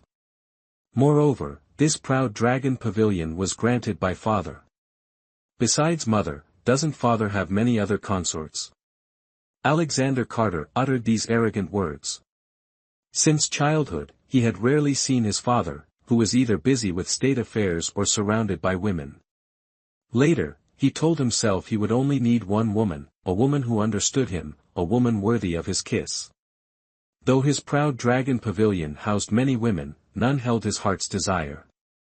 He forbade their kisses, reserving his lips solely for the woman he loved. Chapter 10 Entering the palace. Alexander Carter's frequent presence in the Proud Dragon Pavilion had another purpose. While the Golden Willow Kingdom thrived under his protection, insidious plots brewed among envious smaller nations. His revelry created a facade of a pleasure-seeking, unthreatening crown prince, lulling enemies into a false sense of security. This calculated carelessness allowed him to strike swiftly and decisively, as demonstrated by the Silver Serenity Kingdom's downfall. Empress Sophia Lambert sighed, I cannot sway you. Disregard your own welfare, but consider our people. As crown prince, future emperor, you know what they expect. Further words are futile, I pray for your wisdom. The weight of the empire and the constraints of tradition wearied her. She yearned for her husband's undivided affection, but as empress, she could only uphold ancient customs and maintain harmony within the palace. Mother, the selection of consorts must be tiring. Please return to the palace and rest, Alexander Carter said. Sophia Lambert nodded. I am indeed weary. Come, let us return. The royal entourage followed the Queen Mother in a grand procession. Farewell, Mother, Alexander Carter bowed, releasing a pent-up breath. His mother's visits, focused on finding him a suitable consort, had become increasingly frequent. Did this vast land truly hold a woman worthy of his affection? As he turned, a sudden presence and the chilling glint of steel alerted him to an approaching threat. Reacting swiftly, Alexander Carter evaded the flash of a cold, sharp blade. With 2 fingers, he intercepted the long sword, then with a surge of energy, sent it spinning skyward. He deftly caught the falling weapon, its point now resting against the intruder's throat. A startled gasp echoed. Brother, it's me. Spare me. The intruder, a young woman with a lovely face and adoring eyes, exclaimed, Brother, your martial skills are ever improving. I knew it was you. Otherwise, you'd be bleeding on the ground. Alexander Carter sheathed the sword. Mischievous girl. He returned the sword to its scabbard in her hand. A sword is a dangerous thing, be careful. The newcomer was his younger sister, Isabella Carter, the 6th princess of the realm. Oh, Isabella Carter handed the sword to her attendant. Sanders' residence hall is so dull. I came to visit you, brother. At 16, she possessed a gentle spirit and a love for activity. A strong bond existed between Alexander Carter and his sister. He teased her, aren't the palace maids and servants enough to entertain you? Isabella Carter commenced her lament, they all fear my princess status, yielding at every turn. How can I truly enjoy myself? Take sword practice, for instance. Before my blade even grazes them, they feign injury, showering me with hollow praise. If you desire a worthy opponent, the solution is simple, acquire a prince consort. Isabella Carter recoiled, a prince consort. Brother, have mercy. You are no longer a child. Soon, father may impose a marriage upon you, a prince consort to keep you in check. Only this younger sister could elicit such playful banter from him within the palace walls. I need no prince consort. Mother is preoccupied with selecting concubines for you. I still relish my freedom. A prince consort to control me? He'd be fortunate to escape this princess's tyranny. Isabella Carter declared with a laugh. All right, I concede your formidable nature, my 6th princess. Alexander Carter chuckled. Brother, the concubine selection begins in 2 days. The palace will be abuzz with activity. I'm curious, what kind of woman will you, accomplished in both scholarship and martial arts, choose? Mother says your standards are exacting, so I eagerly await a glimpse of my future sister-in-law. Her eyes sparkled with anticipation. There will be no crown princess, Alexander Carter stated bluntly. Why? You are the crown prince. Selecting a crown princess is customary. Why such a definitive statement? Disbelief painted her beautiful face. I already have numerous women. What purpose would a crown princess serve? That's a flawed argument. There's a clear distinction. Isabella Carter countered, brother, you are mistaken. A crown princess is not comparable to a concubine. The Grand Seer, with his profound wisdom, foretold your imminent infatuation. Surely, the crown princess has already emerged. Why not heed destiny's call? The crown princess is the future empress, her influence intertwined with the Golden Willow Kingdom's fate. I implore you to reconsider. Her words plunged Alexander Carter into contemplation. Were his convictions misguided? Should he indeed take a crown princess? Oh dear, I've lingered too long. I must return to Sanders' residence hall. Brother, I take my leave. Seeing her brother lost in thought, she refrained from further interruption, offering a hasty curtsy before departing. Gabriel Stone, Nathan Stone, returned to Proud Dragon Palace. Alexander Carter summoned them, and they materialized instantly. He disdained a large entourage, preferring the company of these two. Yes, Your Highness. Gabriel Stone and Nathan Stone were men of few words, their obedience absolute. This was precisely why the Crown Prince valued them. Alexander Carter had encountered Gabriel Stone and Nathan Stone years ago during an excursion beyond the palace walls. They were subsequently trained as highly skilled shadow guards, their sole purpose to safeguard their master's life. This was their lifelong mission. The day of the concubine selection finally arrived at Morgan Manor, a joyous occasion for the entire kingdom. A carriage paused at the manor gates, carrying Lady Evelyn Morgan to the palace for the selection. Catherine Morgan clasped her beloved daughter's hand, her gaze lingering on the disguised face, her voice filled with a mother's concern. "Evelyn, be cautious. Reveal no flaws that could jeopardize our grand plan." Evelyn nodded, saying, "Mother, please rest assured, your daughter knows what to do." "Yes, madam, Miss is as bright as snow and ice, she will certainly return to the estate smoothly," Diana Spring said. She and her sister would accompany the young mistress to the palace. "Evelyn, the palace is not like the estate, everything depends on you, father is willing but unable to help," Henry Morgan said, having just returned from the imperial palace and hurriedly taking his daughter to the palace. "Father, I will certainly return soon," Evelyn comforted her father. "Diana Spring, Clara Moon, you must take good care of the young mistress, understand?" Evan Morgan instructed the two maids. He was Evelyn's youngest elder brother, only 2 years older. "Master, madam, young master, please rest assured, we will certainly take good care of Miss, and will not let her suffer any grievances." "Miss, the auspicious hour is not early, we should depart," Diana Spring said. Evelyn Morgan boarded the carriage, waving goodbye to her family. She hadn't left the estate for a long time, and she didn't know what would happen on this trip, only that she had to return home soon. The sooner she was eliminated, the better. Diana Spring and Clara Moon sat on either side of her. Seeing the young mistress's vacant gaze, Diana Spring said, "Miss, don't be like this, it will be over soon." Evelyn smiled, saying, "I'm fine, just a little uneasy." Diana Spring, Clara Moon, this time in the palace, try to be humble and discreet, avoid causing trouble, and just follow my orders. "Yes, Miss," Clara Moon replied. The carriage gradually moved further away, heading towards the imperial palace. An hour later, the carriage carrying the three of them arrived at Joyous Fortune Gate. There were already quite a few carriages and palanquins at the palace gate, surely all there to participate in the consort selection. "Miss, there are so many people," Diana Spring said, standing on tiptoe to look around at the crowd of varying sizes, estimating there were about 100 people. Father said, "This Joyous Fortune Gate receives the female relatives of officials of the 3rd rank and above. Welcoming Celebration Gate receives the female relatives of officials of the 3rd rank and below, and commoner women. If they were combined, there would naturally be even more people." However, no matter how many people there were, it had nothing to do with her.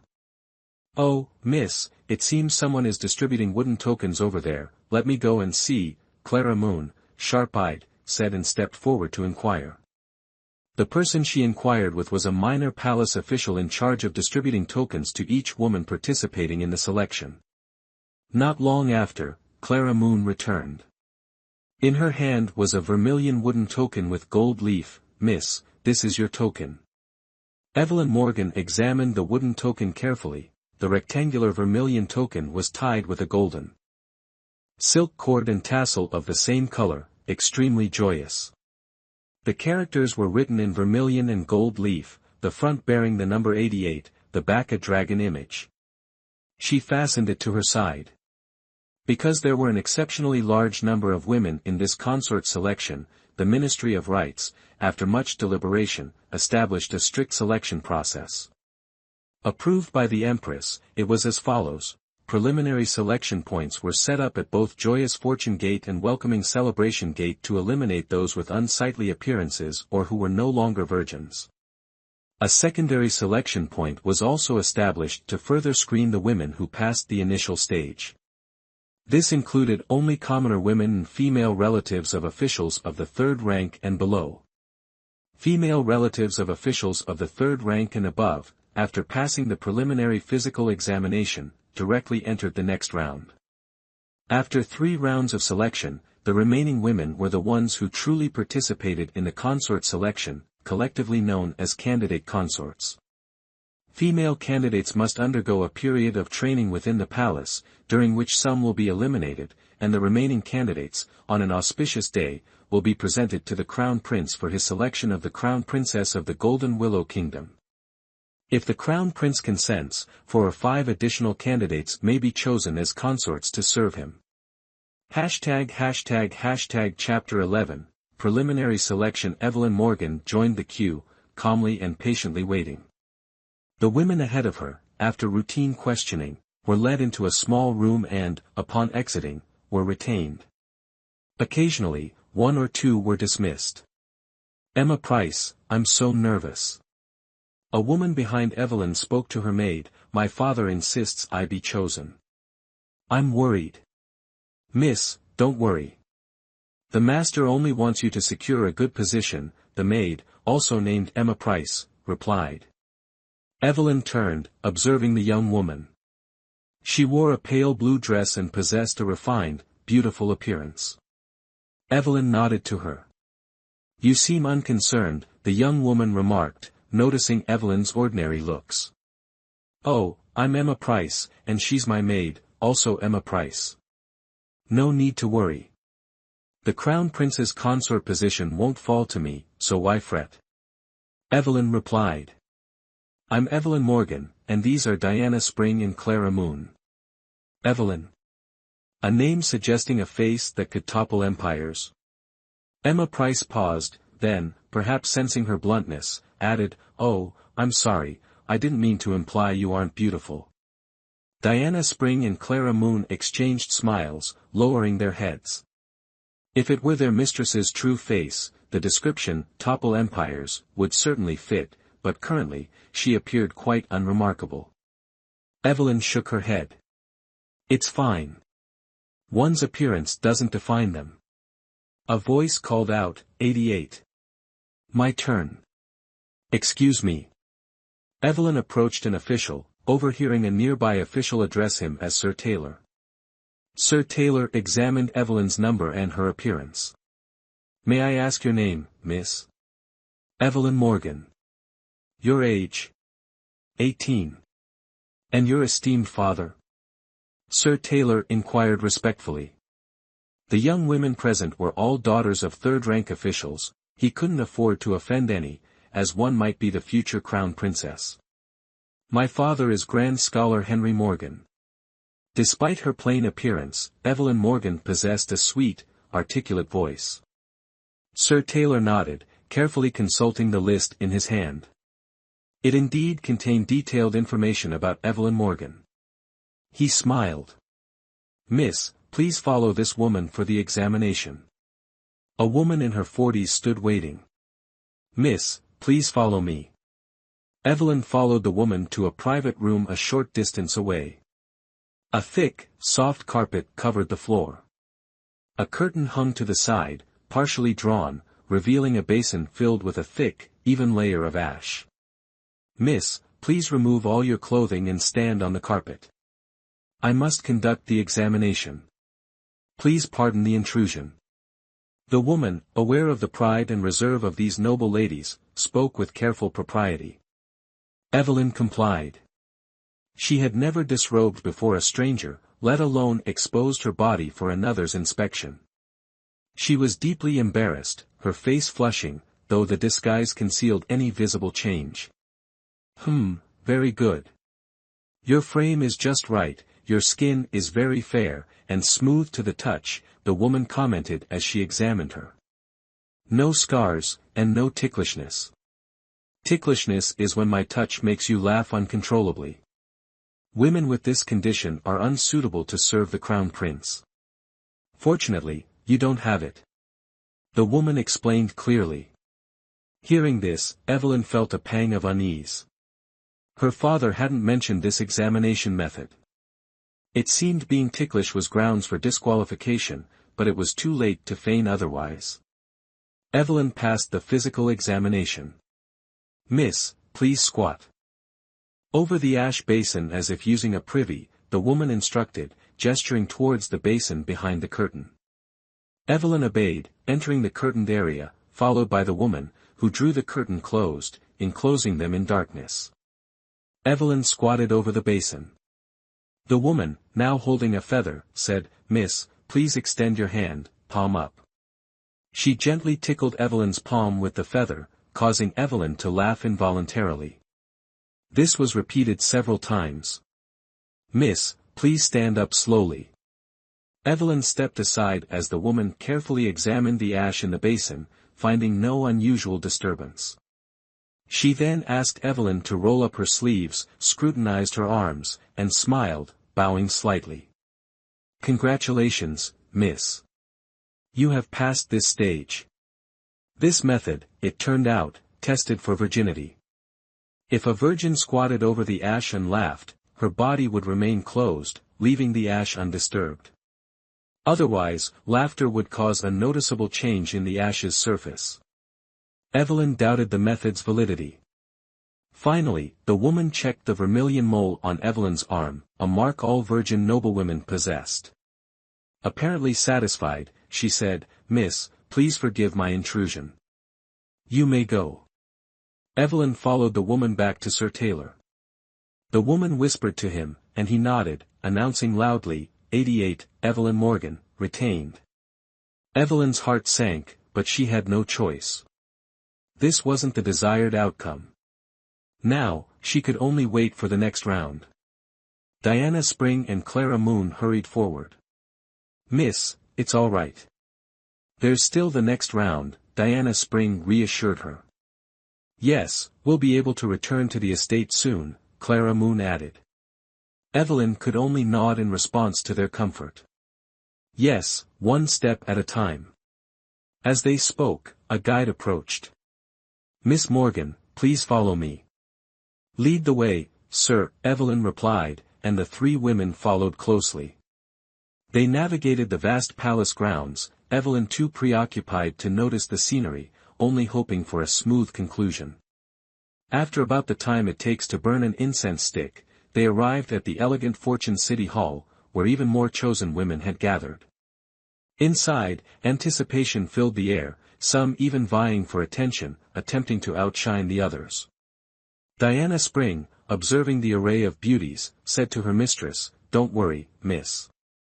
If they ask the three unknowns, they'll be eliminated." "But, wouldn't failing the three unknowns ruin our mistress's reputation?" Clara Moon countered. "Miss, just give some random answers." Diana Spring was about to respond when she noticed whispers nearby, directed at them, or rather, at her mistress. "Look, how laughable. The maid is prettier than the mistress. Such presumption." A maid-like figure giggled behind her sleeve. "Miss, you are far more beautiful than that young woman," another maid flattered her mistress. "Miss, stay away, don't catch the bad luck of that ugly woman," another maid pulled her mistress away, as if they were diseased. Diana Spring, hearing this clearly, immediately defended her mistress. "Go away. What do you know? Worry about your own mistress and stop gossiping." "Yes, exactly. Talking behind people's backs is disrespectful." Clara Moon chimed in. "Hush now, Diana Spring and Clara Moon, lower your voices and don't compare yourselves to them." Evelyn Morgan urged them to be quiet, then added, "The palace isn't like our estate, it's crowded and tongues wag easily. Let them say what they will. It's best we maintain a modest demeanor, understand?" The two sisters nodded and fell silent. After a moment, Evelyn Morgan softly sighed, "It's all right. You were only speaking up for me. Isn't it better this way? If even these women criticize my appearance, what hope do I have with the crown prince? I truly wish to leave this place immediately. Miss, even if you were born with ordinary looks, how can you let these irrelevant people mock you? If word gets out, where will the Morgan estate's face be? Diana Spring whispered. Evelyn Morgan replied calmly, they are the ones losing face, not us. We stand upright and fear no shadows. Miss is right, sister. We will listen to Miss, Clara Moon agreed. 6 selection officials, including 2 female officials, were stationed in the selection area. The 3 mistress and maids conversed while awaiting the next round. 88, Evelyn Morgan. It's your turn, Miss, Diana Spring announced.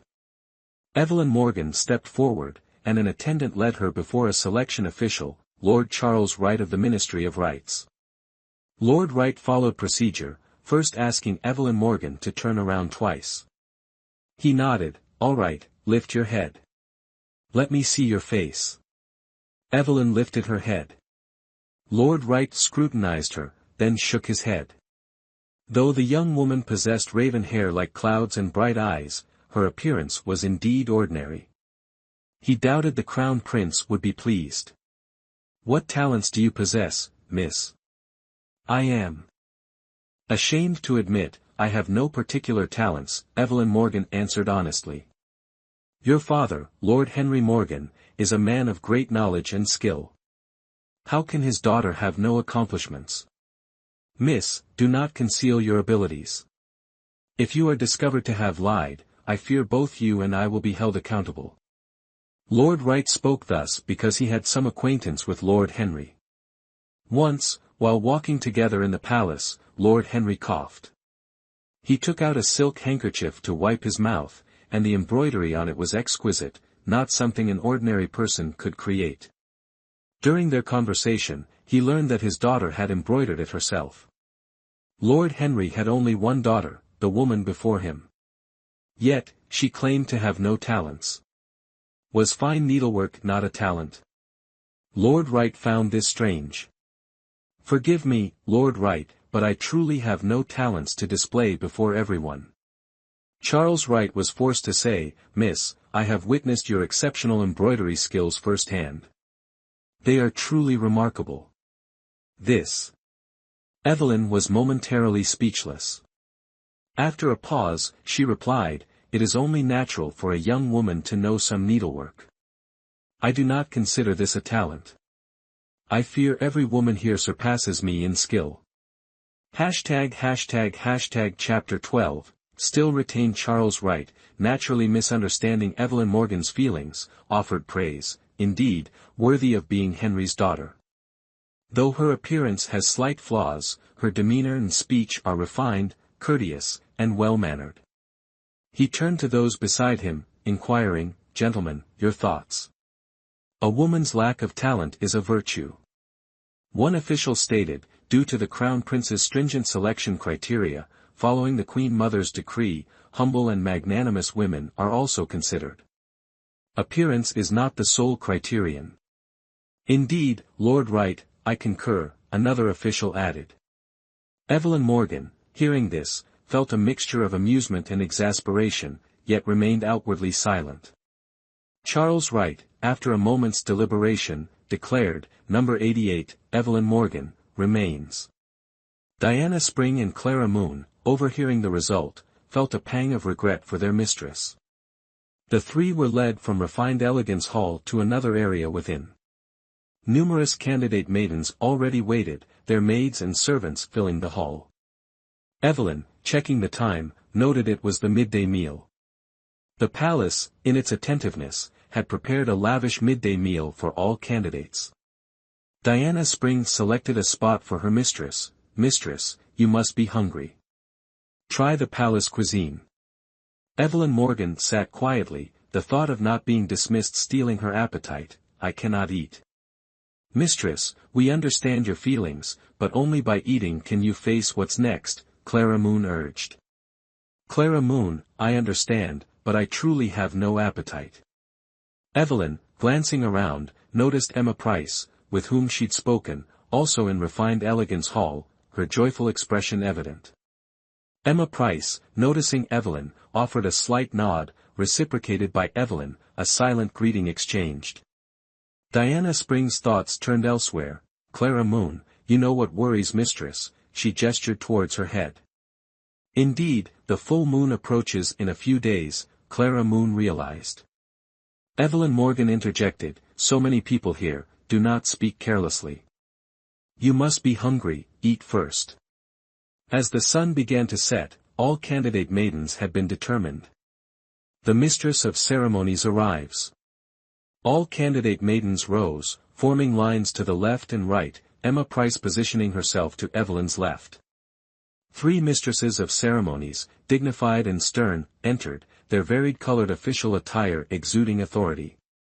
In the Golden Willow Kingdom, mistresses of ceremonies instructed the queen, princesses, and palace staff in etiquette and decorum. The eldest, standing in the center, surveyed the hall, announcing, "Ladies, I am Mistress Chen, these beside me are Mistresses Jessica Adams and Helen Chase." Everyone curtsied. Mistresses Jessica Adams and Helen Chase merely nodded, perhaps deeming these maidens unworthy of respect. Indeed, commendable. Etiquette is essential for women, Margaret Chen stated slowly. I congratulate you on becoming esteemed candidates. For the next month, we 3 will instruct you in palace rules and etiquette.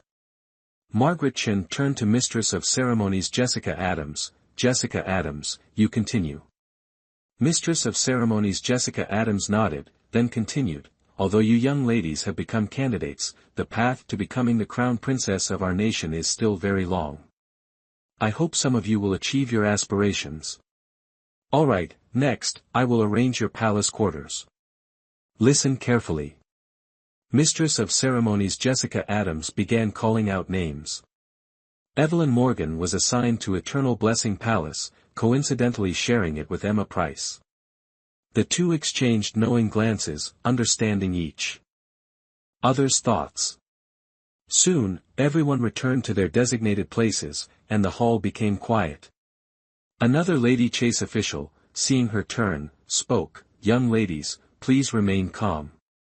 I have had people bring gold, silver, jewels, top-grade jade artifacts, and various silks and brocades. Please feel free to choose what you desire. The Queen has decreed that the candidates must maintain proper decorum and adorn themselves appropriately. Becoming the crown princess is no easy feat." Finishing her words, she clapped a few times, and palace maids carrying trays of lacquered and gilded wood entered one after another, presenting the items. In an instant, the grand hall was filled with the glittering light of jewels and the clamor of voices. After you have made your selections, you may return to your palaces to rest. Starting tomorrow, formal etiquette lessons will begin, Margaret Chen said. Although some of the young ladies from official families had seen precious jewels before, upon seeing the exquisite items within the palace, most still revealed expressions of delight, directing their maids to select fine gold and jewelry. The commoner women and wealthy daughters, however, dove into the piles of red and green clothing, scrambling for them, causing the scene to become momentarily chaotic. The 3 female officials frowned in displeasure. Margaret Chen, however, noticed Evelyn Morgan's serene expression. "Why aren't you choosing anything, young lady?" Margaret Chen stepped in front of Evelyn and asked. "Everything in the palace must be a treasure. Why should I rush?" Evelyn finished speaking and went to a pile of clothes discarded by others, selecting 2 pristine white outfits for herself. They were elegantly embroidered with lotus and lily flowers. She had always favored white and was very pleased with these 2 outfits. Seeing this, Margaret Chen said, "I would like to remind everyone that His Highness the Crown Prince dislikes pale colors. Please understand this." Hearing this, Evelyn Morgan was secretly delighted. White was the palest color, and the more the Crown Prince disliked it, the more she wanted to do the opposite. "Sister Evelyn, look, what do you think of this gold necklace?" Emma Price came over and took Evelyn's hand. Evelyn handed her clothes to Diana Spring and went to Emma Price's side. "Let me see." It was a pure gold necklace, exquisitely crafted and brilliantly colored. Evelyn placed the necklace in Emma Price's hand and said, "Yes, it truly is a fine piece. It suits your complexion very well." Emma Price was about to speak when the necklace was snatched from her hand. Startled, she said to the unfamiliar woman, "Return my necklace. Which family's daughter are you? How can you be so lacking in decorum?" Ha ha ha. Victoria Evans laughed charmingly. Lacking in decorum? I am the rightful daughter of the Minister of War. How dare you speak of decorum to me? This necklace was clearly the one I had my eye on first. You snatched it away. You are truly a wicked person, twisting words to your advantage. Emma Price's face flushed crimson, then paled, tears welling in her eyes at the harsh words. How dare you speak such lies? Emma Price's maid exclaimed, indignant on her mistress's behalf. My lady clearly saw this necklace first. Who are you, a mere servant, to question me? Victoria Evans sneered, turning to her own maid. Hannah, slap her mouth. Yes, my lady, Hannah replied, stepping forward and raising her hand to strike Emma Price. Stop. Evelyn intervened, seizing Hannah's wrist. This is the Imperial Palace, such behavior is unacceptable. Victoria Evans, her haughty demeanor challenged, glared at Evelyn. And who are you to defy me? Who I am is irrelevant.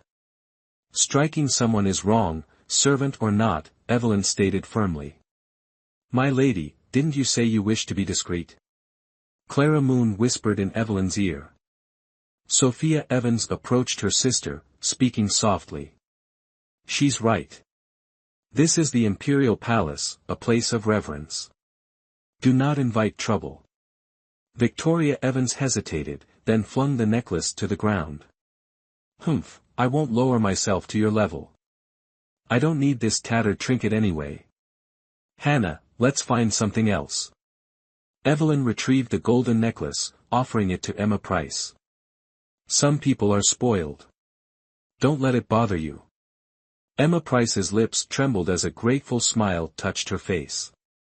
Thank you, sister. We would have been bullied without you. Thank you, Lady Morgan, Emma Price's maid added. My mistress is timid by nature and unaccustomed to such scenes. We'll be sharing quarters for a while, so let's not stand on ceremony. Let's look out for one another. Then I'll call you Sister Evelyn, Emma Price said, tears shimmering in her eyes. It's so good to meet you here. Time is short, we should choose our jewelry, Evelyn suggested. Yes, Emma Price agreed, selecting a few more pieces that caught her eye, her voice filled with admiration. Evelyn Morgan's gaze fell upon a pair of exquisite jade bracelets, translucent and intricately carved. Her heart stirred with delight. Beside them, in the same tray, lay an unremarkable jade hairpin, seemingly overlooked. Intrigued, she picked it up for closer inspection. Its pale green surface was pierced with several small holes, appearing almost random, while two luminous pearls dangled as tassels, adding to its unique charm. Evelyn fastened it into her hair, taking a few steps. To her astonishment, it emitted a melodious sound. Diana Spring and Clara Moon approached, Clara Moon reaching out to examine the ornament in her mistress's hair. My lady, this is a curious piece. What is it? Diana Spring inquired. This is no ordinary trinket, Evelyn replied with a smile. My lady, it resembles both a hairpin and a flute, but I can't quite discern its true nature, Diana Spring confessed. Yes, my lady, do tell. Share your knowledge with us, Clara Moon urged. Evelyn Morgan began her tale. Long ago, I read in an ancient text of a rectangular jade stone discovered from millennia past. It emanated a verdant glow, radiating a strange luminescence at night. It was fashioned into an exquisite green jade hairpin. Later, it came into the possession of a skilled musician who, struck by inspiration, bored several sound holes into it, transforming it into a jade flute, and adorned it with two night pearls as tassels. One day, a friend visited and, captivated by its unusual nature, spontaneously carved a pair of dragons and phoenixes upon its surface, bringing them to life with intricate detail. Together, they bestowed upon it an elegant name, the Phoenix Jade Hairpin. Phoenix jade hairpin. That's a mouthful, ain't it? This here's jadeite, so why's it called purple jade? Clara Moon was a bit puzzled. I read about it in a book. Evelyn took the hairpin off. It says if this thing touches a body, it'll soak up the heat and turn purple over time. Let's give it a whirl. She held it tight in her hand. Sure enough, the jadeite slowly morphed into purple jade, a right stunning shade of violet, with a touch of mystique about it. Diana Spring, seeing this, exclaimed with delight, "Miss, you're a fount of knowledge. This is the legendary Phoenix jade hairpin, all right. Look, the dragon and phoenix carvings are lifelike. Our miss is truly blessed. Barely in the palace and she's already got her hands on such a treasure," Clara Moon chuckled. Only the royal palace could hold such precious jewels. Evelyn nodded. True enough. If I hadn't entered the palace, I might never have laid eyes on it. The book said its whereabouts became unknown. Fancy it turning up in our Golden Willow Kingdom's palace. Miss, this must be destiny, Diana Spring declared. It's a treasure that knows beauty, a perfect match for you. Having served her mistress for so long, she'd become quite the smooth talker. Evelyn smiled, saying nothing more. Half an hour later, all the candidate ladies returned to their quarters. Chapter 13, Entering the Eternal Blessing Palace in Morgan's Manor. My lady, it's past supper. Why hasn't Evelyn returned? Henry Morgan fretted. Milord, let's wait a bit longer. Perhaps the selection process is crowded today, causing a delay. Indeed, father. Returning from the palace, I saw many maidens queuing. Mother is right, it's still early. Evan Morgan consoled his father. A maid then announced, "Milord, my lady, someone from the palace awaits in the outer hall." Henry Morgan tensed, "They're here. Let's meet them." In the outer hall, a court official in a blue robe waited calmly. Seeing Henry Morgan, he bowed, "Congratulations, Lord Morgan. Your daughter has been chosen as a candidate." Henry Morgan, masking his displeasure, replied, "Not at all, not at all. Milord, congratulations are in order." The official continued, "Your daughter has received the Emperor's favor. If chosen by the Crown Prince, she will be the future Crown Princess, the future Queen. My daughter is unworthy of such a position." Henry Morgan's heart pounded, but his face remained impassive. Alas, Evelyn becoming a candidate complicated their plans. "Lord Morgan is too modest. Everyone knows your wisdom and your son's prowess. Surely, Lady Morgan is equally accomplished. We await good news." The official added, "It's late. I must take my leave." After the official left, Henry Morgan felt a mix of emotions. Catherine Morgan, seeing her husband's state, remained silent, knowing advice would be futile. Evan Morgan, noticing his father's displeasure, said, "Father, we must trust Evelyn. She will surely be eliminated." "I hope so." Henry Morgan sighed, shaking his head, and returned to his room.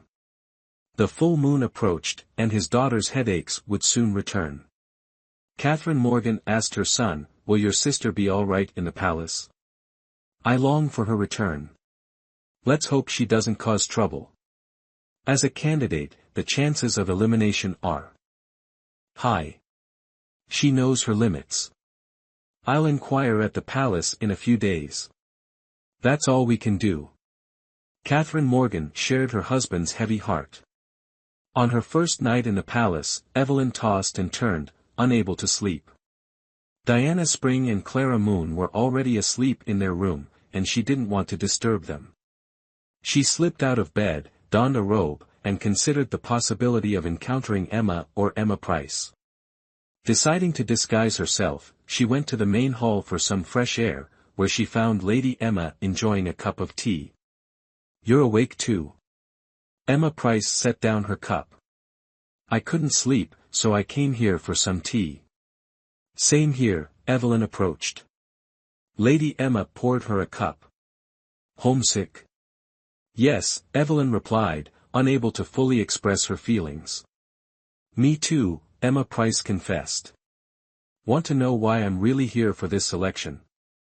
Evelyn nodded, thinking a little conversation might help her sleep. Emma Price continued, truth be told, my father pressured me. While I acknowledge I possess some beauty, I know I'm not suited to be crown princess. I dislike the constant vying for power. My personality simply isn't fit for this place. But you still came.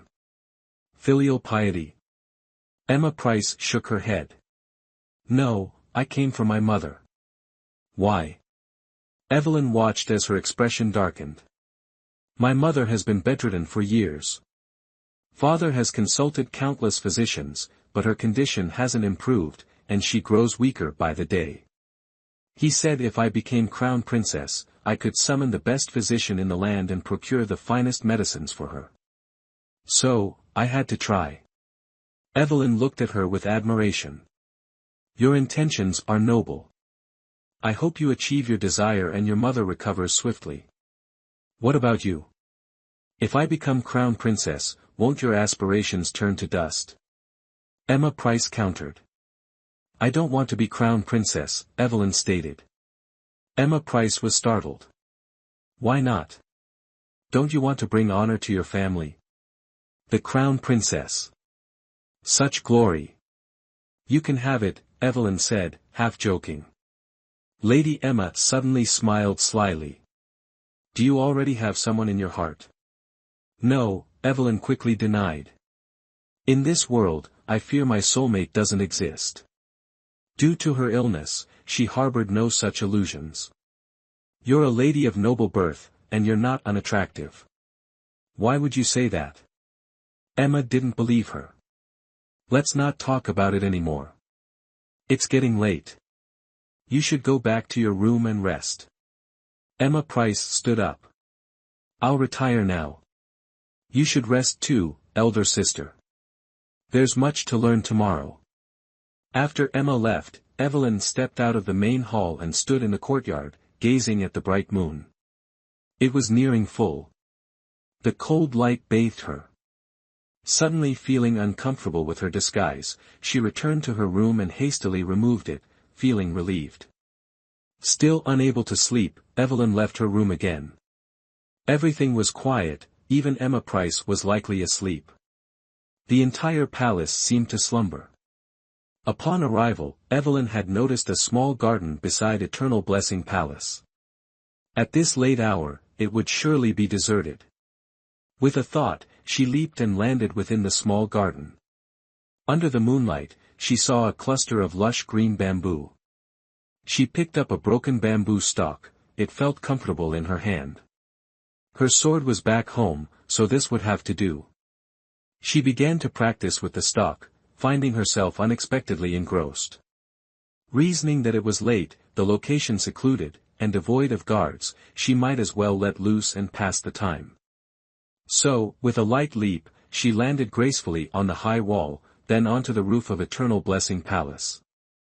Evelyn Morgan moved across the rooftop with the lightness of a feather. Unconsciously, she drifted beyond Eternal Blessing Palace, the bamboo stalk transforming in her hand as she practiced, as if only this could dispel the unease in her heart. Unknowingly, she had invited trouble. Who's there? A cold voice rang out. Evelyn startled. Simultaneously, she felt a powerful force rushing towards her. She tilted her head, nimbly dodging several faint, almost invisible projectiles. She heard a thudding sound as they embedded themselves in a large tree nearby. How dangerous! Evelyn thought, thankfully, my skills haven't diminished, or I would be dead. She didn't dare linger, retracing her steps with several leaps, finally returning safely to Eternal Blessing Palace.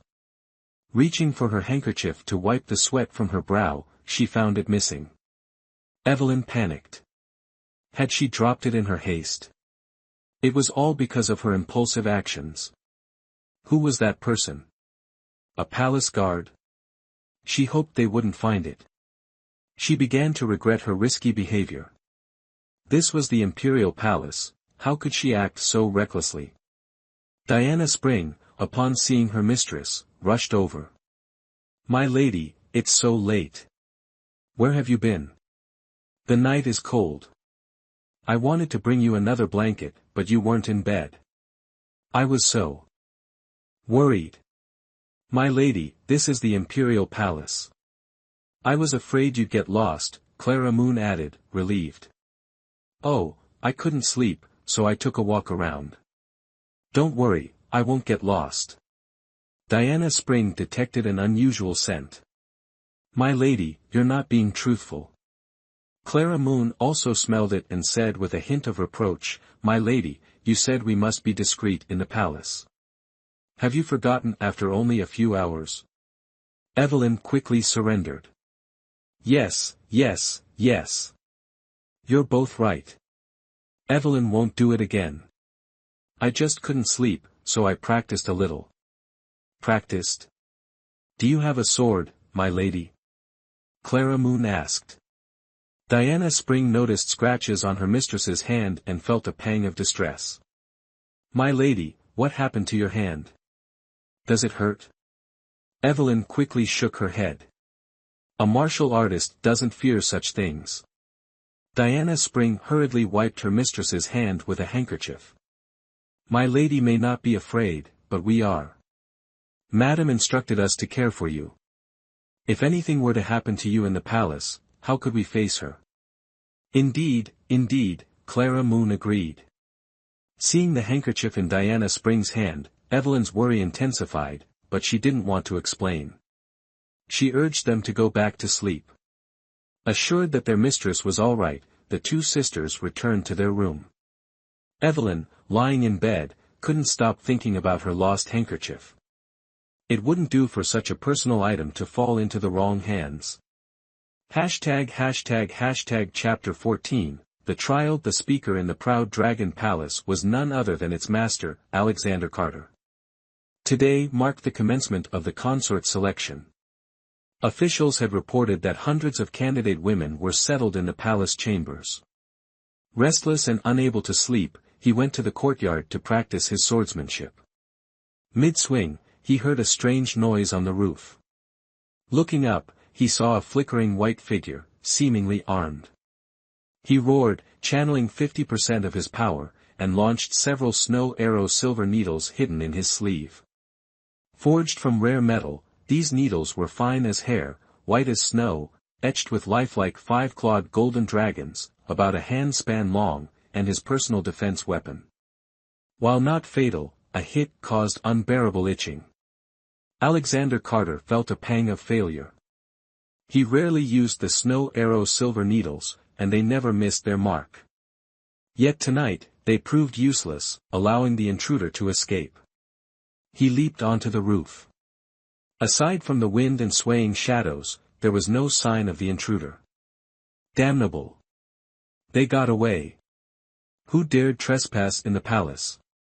Security needed reinforcing. Had his skills diminished? Lost in thought, Alexander Carter looked down and noticed something.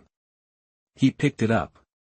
Under the moonlight, he recognized a peony-embroidered handkerchief. A strange fragrance lingered in the air. He inhaled deeply, a pleasant, unfamiliar scent. Wait, was the intruder a woman? No man would carry such a handkerchief. Even if a man carried a woman's belonging as a provocation, how could they possess such a peculiar scent? Without answers, Alexander Carter grew more restless. No one had ever so triggered his nerves, daring to challenge his abilities.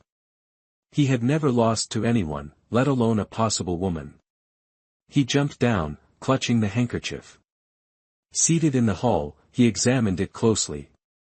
The peonies were vividly embroidered, exquisitely beautiful, with butterflies fluttering around them. He noticed the character, yen, embroidered in a corner, the elegant script suggesting skilled craftsmanship.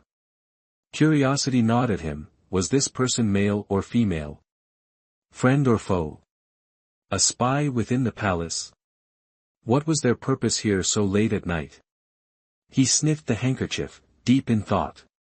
In the Eternal Blessing Palace, Evelyn, after a restless night, was still abed when Diana Spring and Clara Moon entered with items. "Diana Spring, what do you have there?" Evelyn asked immediately. "This is Yenchi water powder, just delivered by a palace maid. She said every candidate received some. I believe the Queen wants the ladies to look their best for the prince." She placed the powder on Evelyn's dressing table. "Our lady is already a breathtaking beauty. Using these things would make her appear ordinary." Clara Moon's words, though flattering, were true. Evelyn looked and sniffed. "Indeed, it's good quality, but Clara Moon is right. Put it away for now. My lady, let us help you prepare." Soon, after washing her face, Evelyn disguised herself with her usual plain appearance. Diana Spring styled her hair, securing a portion with a phoenix jade hairpin, simple yet elegant. "My lady, what a pity to hide your true beauty." Clara Moon couldn't help but say. "Hush, be quiet." Diana Spring reminded her sister, "Have you forgotten Our Lady's purpose here?" "Even so, I still feel indignant." Clara Moon said, "If Our Lady weren't afflicted with this strange illness, she would outshine everyone." "Sister, haven't you heard the others gossiping?" "Clara Moon, what others say is their business. Their mouths are on their bodies, their shallowness leads them to judge by appearances."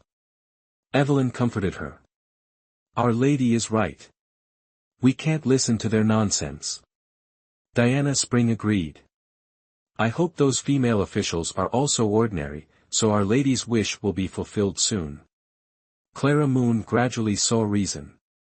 Evelyn countered, "We can't say that. As officials, they must possess cultivation and refinement. They won't underestimate the candidates. I need to think about how to convince them that I'm true." Chapter 1, Golden Willow Kingdom. The majestic morning court hall was adorned with images of dragons soaring through the clouds and breathing mist.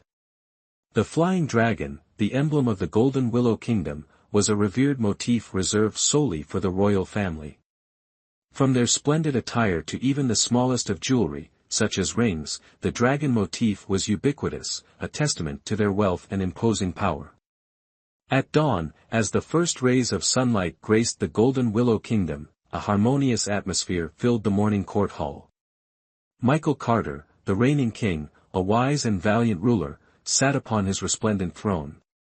He wore a crown adorned with two dragons playing with a pearl, and a flowing, gold-trimmed dragon robe embroidered with a vivid image of a dragon clutching its claws. His feet were clad in embroidered shoes depicting dragons, and his gaze was bright and piercing, commanding yet not wrathful. Upon a throne near King Michael Carter sat the reigning queen, Sophia Lambert. Her attire was equally magnificent. A dragon and phoenix hairpin adorned her hair, while she wore luxurious silk garments beneath a gossamer, cicada-wing thin outer robe. Her countenance was dignified and beautiful, captivating all who beheld her. "My court, what matters require my attention today?" Michael Carter inquired, stroking his beard, his voice resonant as his gaze swept over his assembled officials. A moment of silence descended upon the hall. General Richard King, also known as Edward Lambert, the Queen's younger brother, stepped forward. Despite his royal lineage, his demeanor remained composed and devoid of arrogance. "Your Majesty," he addressed the king, "some days ago, the Silver Serenity Kingdom encroached upon our borders. However, thanks to the bravery of our soldiers, they were repelled and have now signed a 100-year peace treaty, pledging not to violate our territory for a century. Your Majesty may rest assured." "Indeed. Very good," Michael Carter responded, a smile of approval gracing his lips. Relieved of a significant concern, he expressed his genuine pleasure. "Issue a decree, the families of the fallen soldiers shall be exempt from taxes for 3 years as a form of consolation. All soldiers shall be rewarded according to their merits. Your servant expresses his gratitude." "Your Majesty is wise." Edward Lambert bowed in acknowledgement. "Congratulations, Your Majesty. Your Majesty is wise." The assembled officials echoed in unison. Who was the commander who defeated the Silver Serenity Kingdom? Michael Carter inquired. Having delegated full authority to his brother-in-law, Edward Lambert, after issuing the initial command, he was not fully aware of the details. However, he had a strong suspicion. Your Majesty, it was His Royal Highness, the Crown Prince. Edward Lambert replied, a sense of pride evident in his voice as the prince's uncle. As expected. Michael Carter thought to himself. His gaze swept across the hall, but the Crown Prince was absent. His expression darkened. Where is the Crown Prince? Why has he repeatedly failed to attend court? Despite his words, Michael Carter knew that while achieving military success was expected of the Crown Prince, his repeated absences from court were a matter of grave concern. The kingdom had its laws, and the royal family had its rules. Such blatant disregard for protocol was unacceptable. He frowned, troubled by his son's behavior. Observing the king's displeasure, the court officials lowered their heads in silence. The king and the crown prince were family, this was a domestic matter. Moreover, they were all too familiar with the crown prince's temperament. Coercion would be futile. Furthermore, the crown prince's abilities were undeniable, and none dared to offer unsolicited opinions. Yet, someone stepped forward.